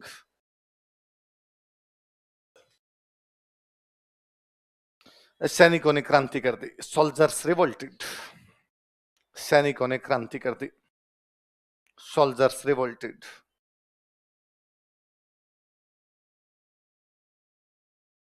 सैनिकों ने क्रांति कर दी। Soldiers revolted. जो अंग्रेज सामने आए उनको नीमच में दो दिया, मारा उनको सबको। मार के नीमच से ये आते हैं चित्तौड़गढ़। कहां थे? नीमच से निकल के कहां पर आए? चित्तौड़गढ़। चित्तौड़गढ़ से आते हैं भीलवाड़ा। कहां पर आते हैं? भीलवाड़ा में अपने एक रियासत पड़ती थी शाहपुरा। कौन सी थी? कहां पे? भीलवाड़ा। और यहाँ के एक राजा थे, उनका नाम था लक्ष्मण सिंह। क्या नाम था? लक्ष्मण सिंह। कहां के राजा? शाहपुरा के राजा। और लक्ष्मण सिंह के पास ही आए नीमच वाले फौजी। इन्होंने कहा साहब हम नीमच के फौजी हैं और हमने विद्रोह कर दिया अंग्रेजों के खिलाफ। लक्ष्मण सिंह ने इनकी सहायता की, उसने खाना वाना खिलाया इनको, यहाँ से आराम से हथियार वथियार देके और रवाना किया कि विद्रोहियों तुम संघर्ष करो और मैं भी तुम्हारे। कोई पूछेगा राजस्थान का कौन सा राजा नीमच के विद्रोहियों की सहायता कर देता है? शाहपुरा का राजा लक्ष्मण सिंह। शाहपुरा कहाँ है? देखो, शाहपुरा के राजा लक्ष्मण सिंह ने, Lakshman Singh king of Shahpura, bracket में भीलवाड़ा लिखना। शाहपुरा के राजा लक्ष्मण सिंह ने, लक्ष्मण सिंह किंग ऑफ शाहपुरा, शाहपुरा के राजा लक्ष्मण सिंह ने, लक्ष्मण सिंह किंग ऑफ शाहपुरा, शाहपुरा के राजा लक्ष्मण सिंह ने विद्रोहियों की सहायता की थी। हेल्प रिबेल्स, विद्रोहियों की सहायता की थी। Help rebels.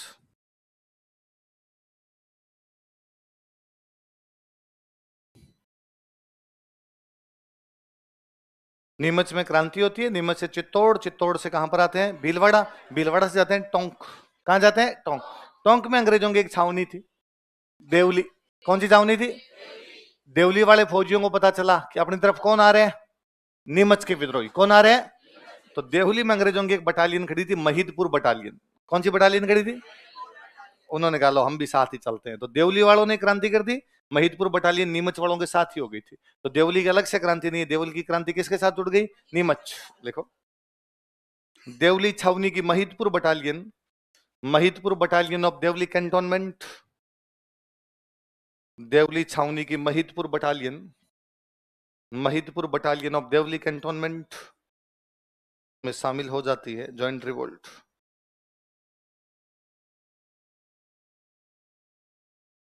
तथा विद्रोही दिल्ली की तरफ चले जाते हैं, तथा विद्रोही दिल्ली की तरफ चले जाते हैं। And rebels March towards Delhi, तथा विद्रोही दिल्ली की तरफ चले जाते हैं। And rebels March towards Delhi. किधर मार्च किया इन लोगों ने? And rebels March towards Delhi, तथा विद्रोही दिल्ली की तरफ चले जाते हैं। हमने पढ़ा कि हर रियासत में अंग्रेजों का एक क्या रहा करता था? Political agent. उस अब नीमच के पास में अपने जो रियासत लगती थी वो लगती थी मेवाड़। कौन सी लगती? भाई नीमच से चित्तौड़ आए तो चित्तौड़ ये किसका भाग था? मेवाड़ का। मेवाड़ में अपना जो पॉलिटिकल एजेंट था उसका नाम था सोवर्स। क्या नाम था? उसको बेचारे को समाचार मिले कि क्रांति कहां पर हो गई? नीमच। अच्छा, नीमच में जब क्रांति हुई तो अंग्रेजों को मारा तो 40 अंग्रेज नीमच से भाग गए। कितने अंग्रेज? कहां से भाग गए? नीमच। अब वो भी बेचारे नीमच से भागे और रातों रात इधर चित्तौड़ की तरफ आए। चित्तौड़ में अपने गांव है डूंगला। कौन सा गांव था? कहां पर? और यहां पर अपने एक किसान थे रुगाराम जी, क्या नाम था, उनके घर पे आके रुके। उन्होंने कहा रुक जाओ भाई, यहाँ पे रुक जाओ। अरे हमें मार देंगे, पीछे लोग आ रहे हैं। उन्होंने कहा नहीं मारने देंगे, अरे महिलाओं बच्चों को क्या मारना, बैठ जाओ, छिप जाओ यहाँ पे। तो किसके घर पे रुके हुए थे, रुगाराम जी की। कौन से गांव में, कौन से जिले में, कितने अंग्रेज। ये बात मेवाड़ के पॉलिटिकल एजेंट को पता चलती है। पॉलिटिकल एजेंट कौन था, पॉलिटिकल एजेंट को अपने पीए लिख लेंगे, समझ जाओगे ना पीए का मतलब। ये उदयपुर रहता है भाई, मेवाड़ का पॉलिटिकल एजेंट राजधानी में रहेगा। मेवाड़ की राजधानी कौन सी थी, उदयपुर। तो ये उदयपुर से जाता है डुंगला। कहां जाता है, इन 40 को रेस्क्यू करता है, इन 40 को वहां से निकालता है और इनको निकाल के वापस लाता है उदयपुर। कहां लेके आता है, उदयपुर में। उस समय जो महाराणा थे उनका नाम था स्वरूप सिंह। क्या नाम था, राजा महाराजा अंग्रेजों का साथ दे रहे थे, तो स्वरूप सिंह के पास छोड़ा और कहा भाई हमारे इन 40 लोगों का ध्यान रख। महाराणा स्वरूप सिंह ने इनको उदयपुर के एक महल में रखा था, जग मंदिर। कौन से महल में, एक झील का नाम सुना है, पिछोला।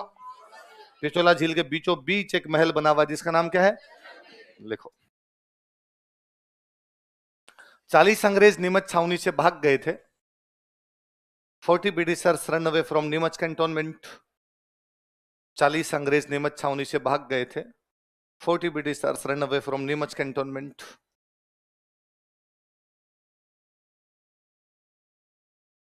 चालीस अंग्रेज नीमच छावनी से भाग गए थे। 40 Britishers run away from Neemuch cantonment. Line change करके लिखना। डुंगला नामक गांव में, डुंगला चित्तौड़ में, ब्रैकेट में चित्तौड़ लिख लेना। डुंगला नामक गांव में at village named Dungla, Dungla नामक गांव में at village named Dungla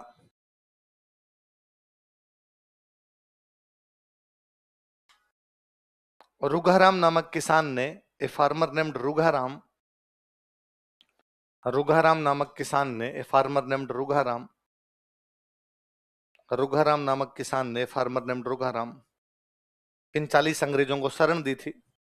gave shelter to these 40 Britishers, इन 40 अंग्रेजों को शरण दी थी। Gave shelter to these 40 Britishers, इन 40 अंग्रेजों को शरण दी थी। Gave shelter to these 40 Britishers.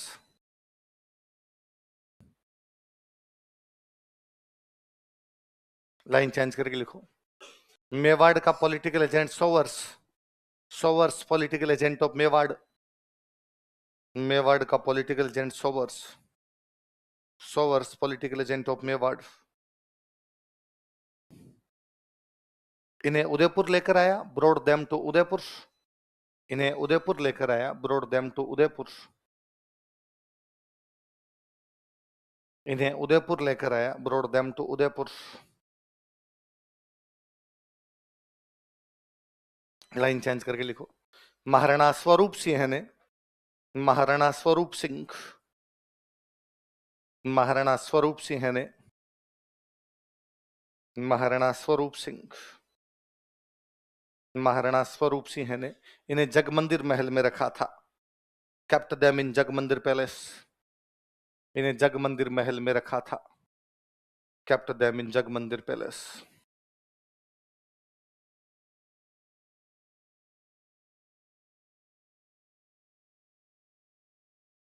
कौन से महल में रखा था, जगमंदिर महल में रखा था। सोवर्स वापस जाता है, पहले इनको छोड़ता है फिर वापस जाता है, सेना इकट्ठी करता है, कोटा के राजा से सेना मंगाता है, बूंदी के राजा से सेना मंगाता है, मेवाड़ की सेना लेता है और 6 जून को नीमच पे कब्जा कर लेता है। कब कब्जा करता है, लिखो 6 जून को, 6 जून, 6 जून को, 6 जून सोवर्स नीमच छावनी पर पुनः अधिकार कर लेता है। सोवर्स रिकैप्चर्ड नीमच कैंटोनमेंट, सोवर्स नीमच छावनी पर पुनः अधिकार कर लेता है।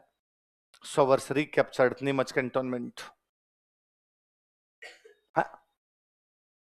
हाँ 6 जून को, 6 जून सोवर्स नीमच छावनी पर पुनः अधिकार कर लेता है। सोवर्स रिकैप्चर्ड नीमच कैंटोनमेंट, सोवर्स नीमच छावनी पर पुनः अधिकार कर लेता है। सोवर्स रिकैप्चर्ड नीमच कैंटोनमेंट। याद रहेगी बात। तो नीमच में 2 जून को बातें पता चलती है। तो वहां ऑफिसर जो था उसका नाम क्या था, कर्नल एबोट। क्या नाम था, वो कहता है सैनिकों कसम खाओगे अंग्रेजों के प्रति क्या बने रहोगे, वफादार। लेकिन इसकी कसम कौन नहीं खाता है, मोहम्मद अली बेग। कौन नहीं खाता है, बाकी सब ने 2 जून को कसमें खा ली कि हम अंग्रेजों के खिलाफ क्रांति करेंगे। तो क्रांति की उन्होंने कब, 3 जून को। किसके नेतृत्व में? हीरा सिंह। किसके नेतृत्व में? शाहपुरा के कौन से राजा ने साथ दिया? लक्ष्मण सिंह। देवली की कौन सी बटालियन साथ में आई? महिदपुर। कौन सी बटालियन? और सारे के सारे विद्रोही कहां चले गए? दिल्ली। नीमच से कितने अंग्रेज भाग गए? कौन से गांव में रुके? डोंगला में। कौन से किसान के पास? कौन सा पॉलिटिकल एजेंट रेस्क्यू करता है? सोवर्स कहां लेके आया उनको? उदयपुर में महाराणा कौन थे? कौन से महल में रखते हैं? और नीमच पर दोबारा कब्जा सोवर्स कब कर लेता है? याद रह जाएगी बात। कितनी छावनियों में क्रांति हो गई? 3।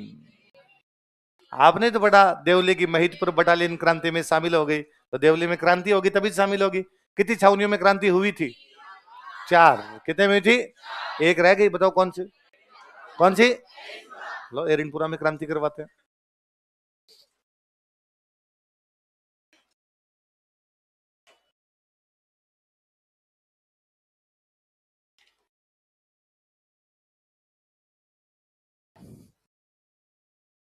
थोड़ी जगह छोड़ के लिखा करते क्या? नीमच में एरिनपुरा घुसा दिया। इतने कंजूस क्यों हो गए तुम लोग? हाँ, पता नहीं होता?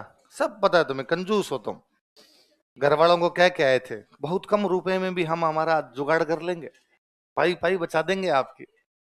कितने रजिस्टर के रुपए बचा सकते हो तुम इसे कंजूसी कर करके? 6-7 रजिस्टर। एक रजिस्टर कितने रुपए का आता है? 100 रुपए का। 600 रुपए का फायदा। इतना फायदा कर दो घर वालों, क्या करेंगे घर वाले इतने रुपए का? आखिर 600 रुपए एक साथ तुम्हारे साथ होंगे तो क्या कर लोगे तुम उनका? हाँ, कोई सवाल पूछना? चलो अब एरिनपुरा है ना। एरिनपुरा पाली में पड़ता है, एकदम पाली सिरोही के बॉर्डर पर लगता है। अब पाली जिला लगता है, पहले तो रियासत काल टाइम में तो सिरोही का पार्टी हुआ करता था। तो एरिनपुरा वाले फौजियों को आबू भेजते थे। कहां भेजते? जैसे नसीराबाद ब्यावर वालों को सुरक्षा के लिए कहां भेजते? अजमेर। वैसे एरिनपुरा वालों को कहां भेजते?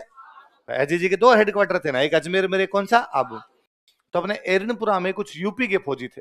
कहां के फौजी थे? यूपी वाले फौजियों को बोलते पूर्वी। क्या बोलते?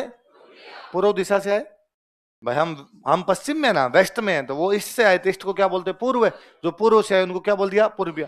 तो कुछ पूर्वियों को भेजा हुआ था आबू। कहां भेजा हुआ था? और वहां इन पूर्वियों ने 21 अगस्त को क्रांति कर दी। कब क्रांति की? वहां एक अंग्रेजों का अधिकारी था, उसका नाम था होल। क्या नाम था? इन्होंने होल के होल पर हमला किया था। लिखो, होल के घर को तोड़ा था 21 अगस्त को। ऑन 21 अगस्त, 21 अगस्त को, 21 अगस्त पूर्विया सैनिकों ने, पूर्विया सोल्जर्स, पूर्विया सैनिकों ने, पूर्विया सोल्जर्स, पूर्विया सैनिकों ने, पूर्विया सोल्जर्स आबू में क्रांति कर दी। Revolted at Abu. आबू में क्रांति कर दी, रिवोल्टेड एट आबू। आबू में क्रांति कर दी। आबू, आबू में क्रांति कर दी। हाँ, एक बार वापस बोलो, कहां तक लिखा तूने? क्या किया था? तू बता क्या किया था? आबू में क्या किया था? लिख ले। देख, आता तो है तेरे को, है ना? पर तूने कहा तू बता, फीस दिए। नहीं, अभी तो फीस लिए बोलना पड़ेगा। आबू में क्रांति की लिख ले। आबू में क्रांति की।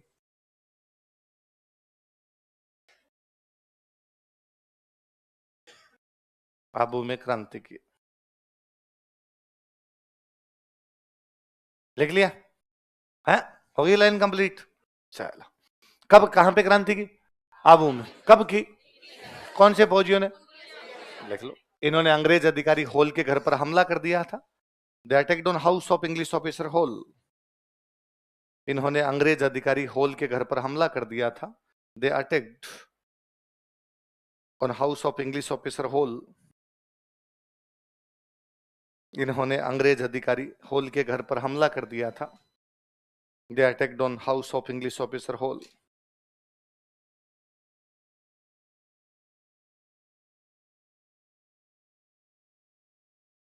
अंग्रेज अधिकारी होल के घर पर हमला कर दिया था। They attacked on house of English officer Hole. अंग्रेजों को जो सामने मारा पीटा। पैट्रिक लॉरेंस था ना एजीजी, उसका बेटा बाल बाल बचा था, टांगे तोड़ दी थी बेटे की। वहां कूट दिया था इन लोगों ने, पूर्वियों ने आबू के अंदर। वहां जो सामने उनको मारपीट करके हाथों हाथ आबू से आते हैं एरिनपुरा। कहाँ थे? बाकी इनके साथी जो थे वो कहाँ बैठे थे? एरिनपुरा। उनको जगाया कि लो खड़े हो खड़े हो खड़े हो। अरे क्या हुआ? हमने क्रांति कर दी। कहाँ कर दी? आबू में। कब? अभी अभी करके आ रहे हैं। अब क्या करना है? दिल्ली चल रहा है। कहाँ चलना है? तो बाकी साथियों को लेकर किधर रवाना हुए? नारे लगाते हुए, मारो फिरंगी दिल्ली चलो। कौन से नारे लगाते हुए? फिरंगी मतलब अंग्रेज, फिरंगी मतलब अंग्रेज। लिखो, विद्रोही एरिनपुरा आए, रिबेल्स केम टू एरिनपुरा। विद्रोही एरिनपुरा आए, रिबेल्स केम टू एरिनपुरा, तथा अपने बाकी साथियों के साथ and along with their fellow rebels, तथा अपने बाकी साथियों के साथ and along with their fellow rebels, तथा अपने बाकी साथियों के साथ and along with their fellow rebels, इन्होंने दिल्ली की तरफ जाने का प्रयास किया। They tried to march towards Delhi. इन्होंने दिल्ली की तरफ जाने का प्रयास किया। They tried to march towards Delhi. They tried to march towards Delhi. इन्होंने दिल्ली की तरफ जाने का प्रयास किया। किन्होंने? सैनिकों ने, विद्रोहियों ने। जो क्रांति करके विद्रोही है वो सारे के सारे, बागी है वो सारे के सारे। अब सुनो, देखो कहानी में एक ट्विस्ट है इधर। एक ये पाली वगैरह सब मारवाड़ रियासत में थे। कौन सी रियासत में? मारवाड़ का जो राजा था उसका नाम था तख्त सिंह। क्या नाम था? तख्त सिंह मारवाड़ का राजा। मैंने बताया था एक राजा होता, बाकी उसके नीचे सामंत होते। बाकी उसके नीचे क्या होते? अब सामंतों में क्या थे? कुछ सामंत छोटे होते, कुछ सामंत बड़े होते, अलग अलग सब प्रकार के सामंत होते थे। सामंतों के पास में जो जमीन होती उसको बोलते ठिकाना। क्या बोलते? राजा रहता राजधानी में, सामंत रहते थे अपने ठिकानों में। सामंत कहां रहते और राजा कहां रहता? राजधानी। एक ठिकाना था यहां पर, एक छोटा सा ठिकाना था, उसका नाम था बिठोड़ा। क्या नाम था? मारवाड़ का राजा जो है उसका नाम तो क्या है? तख्त सिंह। वो तो जोधपुर बैठा है। मारवाड़ की राजधानी कौन सी थी? जोधपुर। उसके अंडर में एक छोटा सा ठिकाना था, उसका नाम क्या है? बिठोड़ा। बिठोड़ा में सामंत मर गया। अगला सामंत कौन बनेगा डिसाइड कौन करता था? राजा। तो राजा ने बिठोड़ा में एक व्यक्ति को सामंत बनाया, कानजी को। किसको बना दिया? कि भाई मेरी तरफ से बिठोड़ा का ठिकाना किसको दे दिया जाए? कानजी। किसने दिया? कोई दिक्कत भी नहीं है, राजा ने किसी एक व्यक्ति को सामंत बना दिया, राजा का अधिकार है। यहां बिठोड़ा के पास में एक बड़ा ठिकाना था, उसका नाम था आउआ। कौन सा ठिकाना था? पाली में। ये सब पाली में जगह, आउआ बिठोड़ा सब। और यहां का जो सामंत उसका नाम है कुशाल सिंह चंपावत। क्या नाम है? कहां का सामंत है? आउआ का। मारवाड़ का राजा कौन है? उसने बिठोड़ा का सामंत किसको बनाया? कुशाल सिंह चंपावत ने इस बात पर ऑब्जेक्शन किया, और कुशाल सिंह चंपावत ने कहा कि भाई किससे पूछ के और बिठोड़ा का सामंत कानजी को बना दिया गया? कानजी को मत बनाओ, मैं बताऊंगा उस आदमी को बनाओ। तो तख्त सिंह ने कहा लास्ट टाइम रिपीट करना,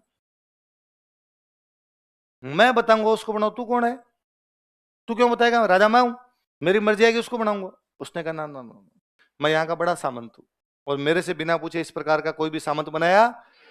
तख्त सिंह का अच्छा काल मरी आज भूतनी होगी, और तू बताएगा क्या करना है क्या नहीं करना? मैं राजा हूं, मैंने जो कर दिया वो कर दिया, जो तेरे मन में है वो कर लेना। कुशाल सिंह गया, इसने जाके कानजी को मार दिया। राजा ने एक बंदे की कहीं पर पोस्टिंग दी, कहीं पर अपॉइंट किया, एक तीसरा आदमी आके उसको मार देता है। क्या ये राजा के ऑर्डर का उल्लंघन नहीं है? और राजा के ऑर्डर के उल्लंघन का मतलब था फांसी। अब कुशाल सिंह चंपावत इस बात को जानता कि तख्त सिंह फौज भेजेगा, तेरे को पकड़ेगा। अब कुशाल सिंह के सामने तीन रास्ते हैं। पहला रास्ता माफी मांग ले, गलती हुई, आइंदा से इस प्रकार की कोई गलती होगी। एक तरीका यह है कि इन बाकी सामंतों को कहे कि लो यार मेरे साथ चलो, समझौता करवा दो, और राजा समझौते में कहते भाई मैं दंड लगा दो, लाख रुपए दे दूंगा आपको, सजा मत दो, या मेरा ठिकाना बड़ा है थोड़ा छोटा कर दो, थोड़ा तुम ले लो यार, और ये छोड़ो यार, जान छोड़ो, जो हो गया वो तो हो गया। दो तरीके तो हैं, या तो माफी मांग ली जाए या बीच बचाव कर लिया जाए किसी तरीके से, तीसरा लड़ाई कर लेंगे। क्या करेगा? तख्त सिंह पकड़ने के लिए भेजेगा, फौज ही तो भेजेगा, हम लड़ेंगे। तीन तरीके हैं। कुशाल सिंह इस गतम गत के अंदर है कि क्या करना है क्या नहीं करना। शाम का टाइम है, कुशाल सिंह अपने मंदिर के अंदर बैठ के पूजा कर रहे हैं। आउआ में एक मंदिर है, सुगाली माता का मंदिर। कौन सा मंदिर है? सुगाली माता के मंदिर में कुशाल सिंह पूजा कर रहे हैं। उनका एक फौजी आता है और कुशाल सिंह को कहता है, कुशाल सिंह जी, एरिनपुरा में क्रांति हो गई। कहां क्रांति हो गई? अब एरिनपुरा वाले दिल्ली जा रहे हैं। कहां जा रहे हैं? कुशाल सिंह उनको फॉलो करते हैं। रास्ते में गांव पड़ता है खेरवा। कौन सा गांव है? यहां आमने सामने होते हैं। अहुआ का सामंत कुशाल सिंह एरिनपुरा के फौजियों से मिलता है। किससे मिलता है? एरिनपुरा वाले फौजी कहां जाने का प्रयास कर रहे हैं? दिल्ली। सामने कौन मिलता है उनको? दुआ सलाम हुई, राम राम हुआ आपस के अंदर। अरे आज किधर कैसे? अरे क्या कुशाल सिंह जी, आपको समाचार नहीं मिलेगा? क्रांति कर दिया हमने, अब हम दिल्ली जाएंगे और पूरे भारत में अंग्रेजों का राज समाप्त कर देंगे। तो उनका वेरी गुड, शाबाश, पर ये क्रांति के लिए दिल्ली जाने की क्यों आवश्यकता है? उनका तो दिल्ली में बहादुर शाह जफर है, वो हमें धन देगा, वो हमें हथियार देगा। कुशाल सिंह ने कहा दोनों काम अहुआ में हो जाए तो। कुशाल सिंह जानते हैं कि जोधपुर के राजा से लड़ना पड़ेगा, यदि ये फौज मेरे साथ आ जाए तो अपनी फौज थोड़ी बड़ी हो जाएगी। तो उनका आप शायद पूरी बात नहीं समझे, हम क्रांतिकारी हैं, हमने क्रांति की है, बहादुर शाह जफर क्रांतिकारी है, इसलिए क्रांतिकारी क्रांतिकारी से धन लेगा, क्रांतिकारी क्रांतिकारी से हथियार लेगा, आपसे क्यों ले? कुशाल सिंह का मैं तो खुद क्रांतिकारी हूं। अरे आप कब बनेगा? अभी आपको देखते ही। तो इन एरिनपुरा वाले फौजियों को कुशाल सिंह अहुआ लेके चले गए थे। कहां लेके चले गए? देखो,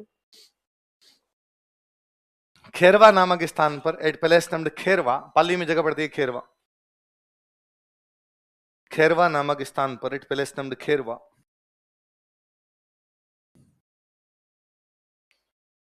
विद्रोहियों की मुलाकात अहुआ के सामंत कुशाल सिंह चंपावत से हुई।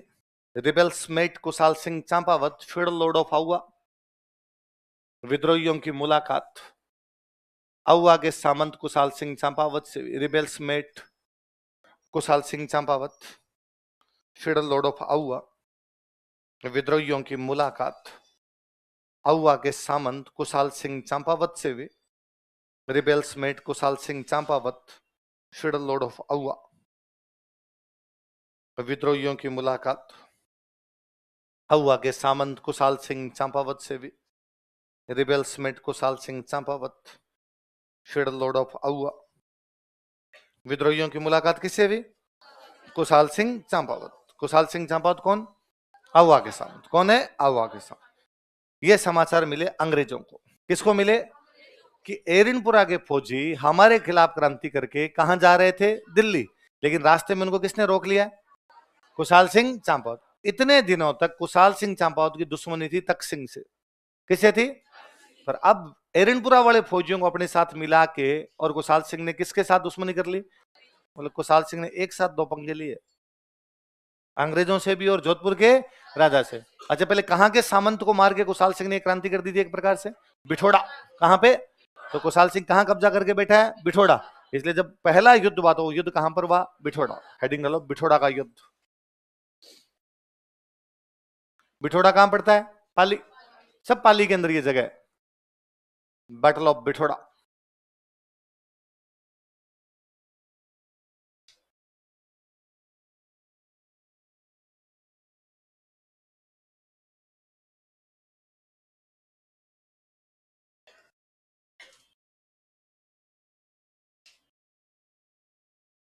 आठ सितंबर 1857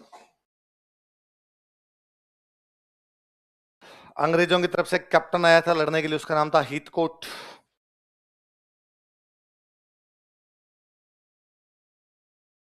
क्या नाम था? Captain Heathcote. जोधपुर के राजा ने अपना एक सेनापति भेजा कि जाओ तुम लड़ के आओ, उसका नाम है कुशल राज सिंघवी।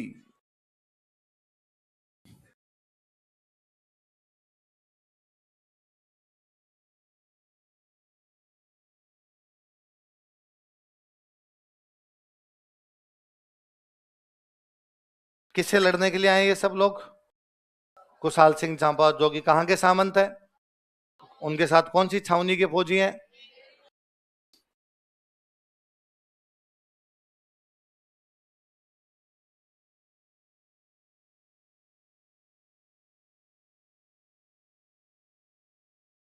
उतार लो ऐसा कैसे, जैसे मैंने बोर्ड पे लिखा।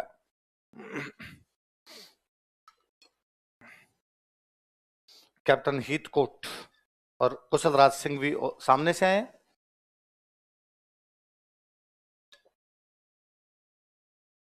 अंग्रेजों ने भेजा था कैप्टन हीथकोट को, जोधपुर के राजा ने भेजा था कुशल राज सिंघवी को।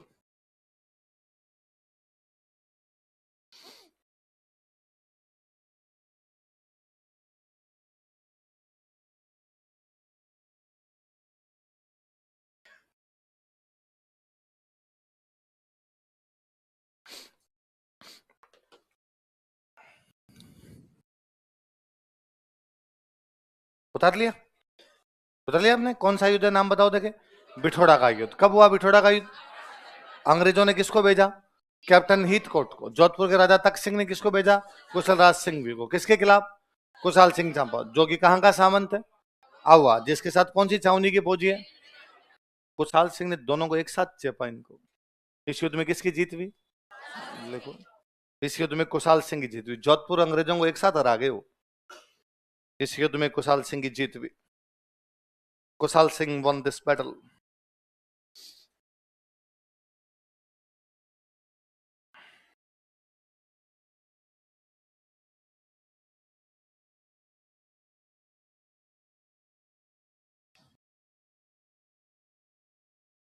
किसकी जीत हुई? कुशाल। कई सैनिक शहीद हुए थे। एक बड़ा सेनापति जो शहीद हुआ था इसके अंदर, वो एक जोधपुर की तरफ से हुआ था, ओनाड सिंह पंवार। कौन हुआ था? तो कोई पूछे भाई जोधपुर का कौन सा एक बड़ा सेनापति इस युद्ध में काम आ गया था, तो कौन था? ओनाड सिंह पंवार। ये जोधपुर का किलेदार था। क्या था जोधपुर का? जो किले की रक्षा करते उनको क्या बोलते? दार का मतलब होता है मालिक। दार का मतलब क्या होता है? थाने का मालिक, तहसील का मालिक, तो किले का मालिक। तो दार का मतलब क्या हो जाता है? मालिक हो जाता है। तो किलेदार था जोधपुर का, उसका नाम क्या था? ओनाड सिंह। राजा ने भेजा भाई लड़के आओ, ये काम ही आ गया था लड़ाई में। लिखो, जोधपुर का किलेदार ओनाड सिंह पंवार। ओनाड सिंह पंवार, किलेदार ऑफ जोधपुर। जोधपुर का किलेदार ओनाड सिंह पंवार। ओनाड सिंह पंवार, किलेदार ऑफ जोधपुर। जोधपुर का किलेदार ओनाड सिंह पंवार। ओनाड सिंह पंवार, किलेदार ऑफ जोधपुर, इस युद्ध में लड़ता हुआ मारा गया था। Died while fighting in this battle. इस युद्ध में लड़ता हुआ मारा गया था। Died while fighting in this battle.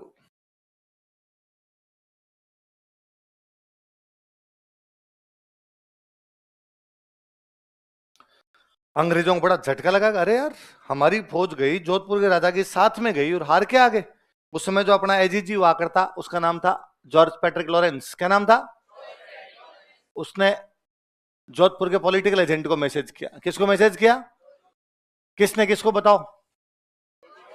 AGG ने पॉलिटिकल एजेंट को। बताओ किसने किसको? एजीजी कौन था अपने राजस्थान का? George Patrick Lawrence. क्या नाम था? कौन था जॉर्ज पैट्रिक लॉरेंस? राजस्थान का एजीजी। एजीजी। इसने किसको मैसेज किया? Political agent. किसको? पॉलिटिकल। और जोधपुर का जो पॉलिटिकल एजेंट था उसका नाम था मॉकमेसन। क्या नाम था? मॉकमेसन। कौन था मॉकमेसन? Political agent. किसका भाई लड़ने के लिए आओ? किससे लड़ने के लिए आओ? कुशाल सिंह चंपावत से। किसे लड़ने के लिए? कुशाल। तो इस बार जो लड़ाई हुई थी उस लड़ाई का नाम था चेलावास। क्या नाम था? लिखो, एडिंग डालो, चेलावास का युद्ध। Battle of Chelawas. पाली में पड़ती है सब जगह।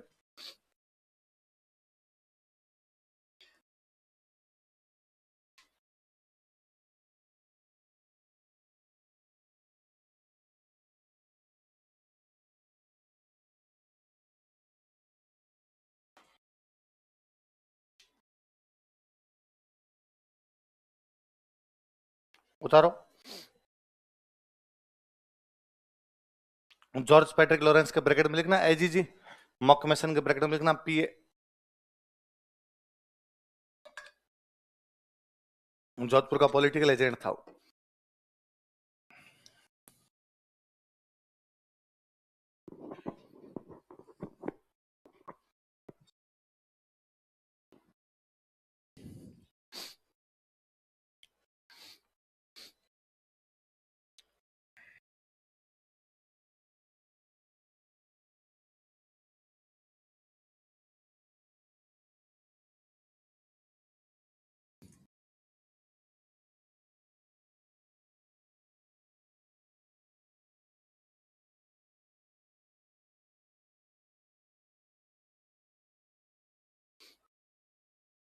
उतार लिया।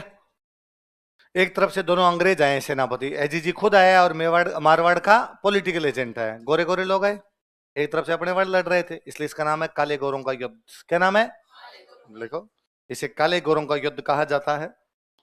It is called as battle between blacks and whites. इसे काले गोरों का युद्ध कहा जाता है। इट इज कॉल्ड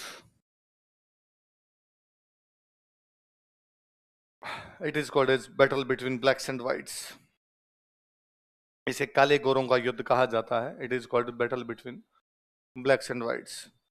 और काले लोगों ने गोरे लोगों को हरा दिया भाई साहब। इस युद्ध में किसकी जीत हुई?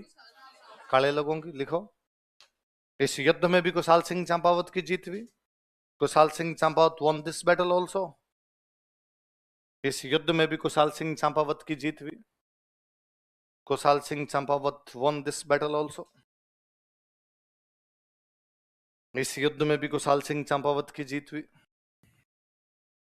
Kushal Singh Champawat won this battle also।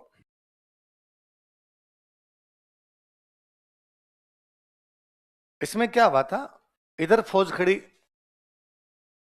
Kushal Singh की। कुशाल सिंह के साथ में कौन सी छावनी के फौजी थे? तो साथ में एरनपुरा वाले फौजी खड़े। इधर से पैट्रिक लॉरेंस अपनी सेना लेके आया। शुरुआत में छोटा मोटा झगड़ा हुआ, उसमें पैट्रिक लॉरेंस हारा तो पैट्रिक लॉरेंस अपनी सेना लेके थोड़ा पीछे हट गया कि थोड़ा पीछे हट जाओ यार, मैकमेसन आएगा तब लड़ेंगे। इतने में इधर से मैकमेसन आया। अब मैकमेसन को बेचारे को ये नहीं समझ में आया कि अपनी फौज इधर वाली है कि इधर वाली है। कारण कि एरनपुरा वाले फौजियों की ड्रेस वही थी जो अंग्रेजों की बाकियों की थी, क्योंकि एरनपुरा के फौजी थे तो अंग्रेजों के बागी, तो ड्रेस तो वही पहन के खड़े थे। अच्छा, ये शुरुआत में थोड़ा जीते भी थे तो जिंदाबाद के नारे भी लगा रहे थे, तो मैकमेसन को ये लगा ये फौज अपनी है, तो मैकमेसन गलती से इधर चला गया। ये तैयार बेटे, तो इनका तू आजा। मैकमेसन को पकड़ा, गला काटा, गला काट के डांस किया था, अव्वा के किले के बाहर लटका दिया था। ढोल बाजे, चंग बाजे, भेड़ो बाजे, बांकियो। बोलो देखे, ढोल बाजे, चंग बाजे, भेड़ो बाजे, बांकियो। बांकिया एक म्यूजिकल इंस्ट्रूमेंट होता है, बांकिया एक वाद्य यंत्र होता है। तो ढोल बाजे, चंग बाजे, भेड़ो बाजे, बांकियो। भेड़ो मतलब साथ में, ढोल बज रहा है, चंग बज रहा है, साथ में क्या बज रहा है? मैकमेसन ने मार के न अव्वे माथे टांगियो। मैकमेसन ने मार के अव्वे माथे टांगियो। माथे मतलब ऊपर, हमने अव्वा के किले पर लटका दिया है। किसको मार के?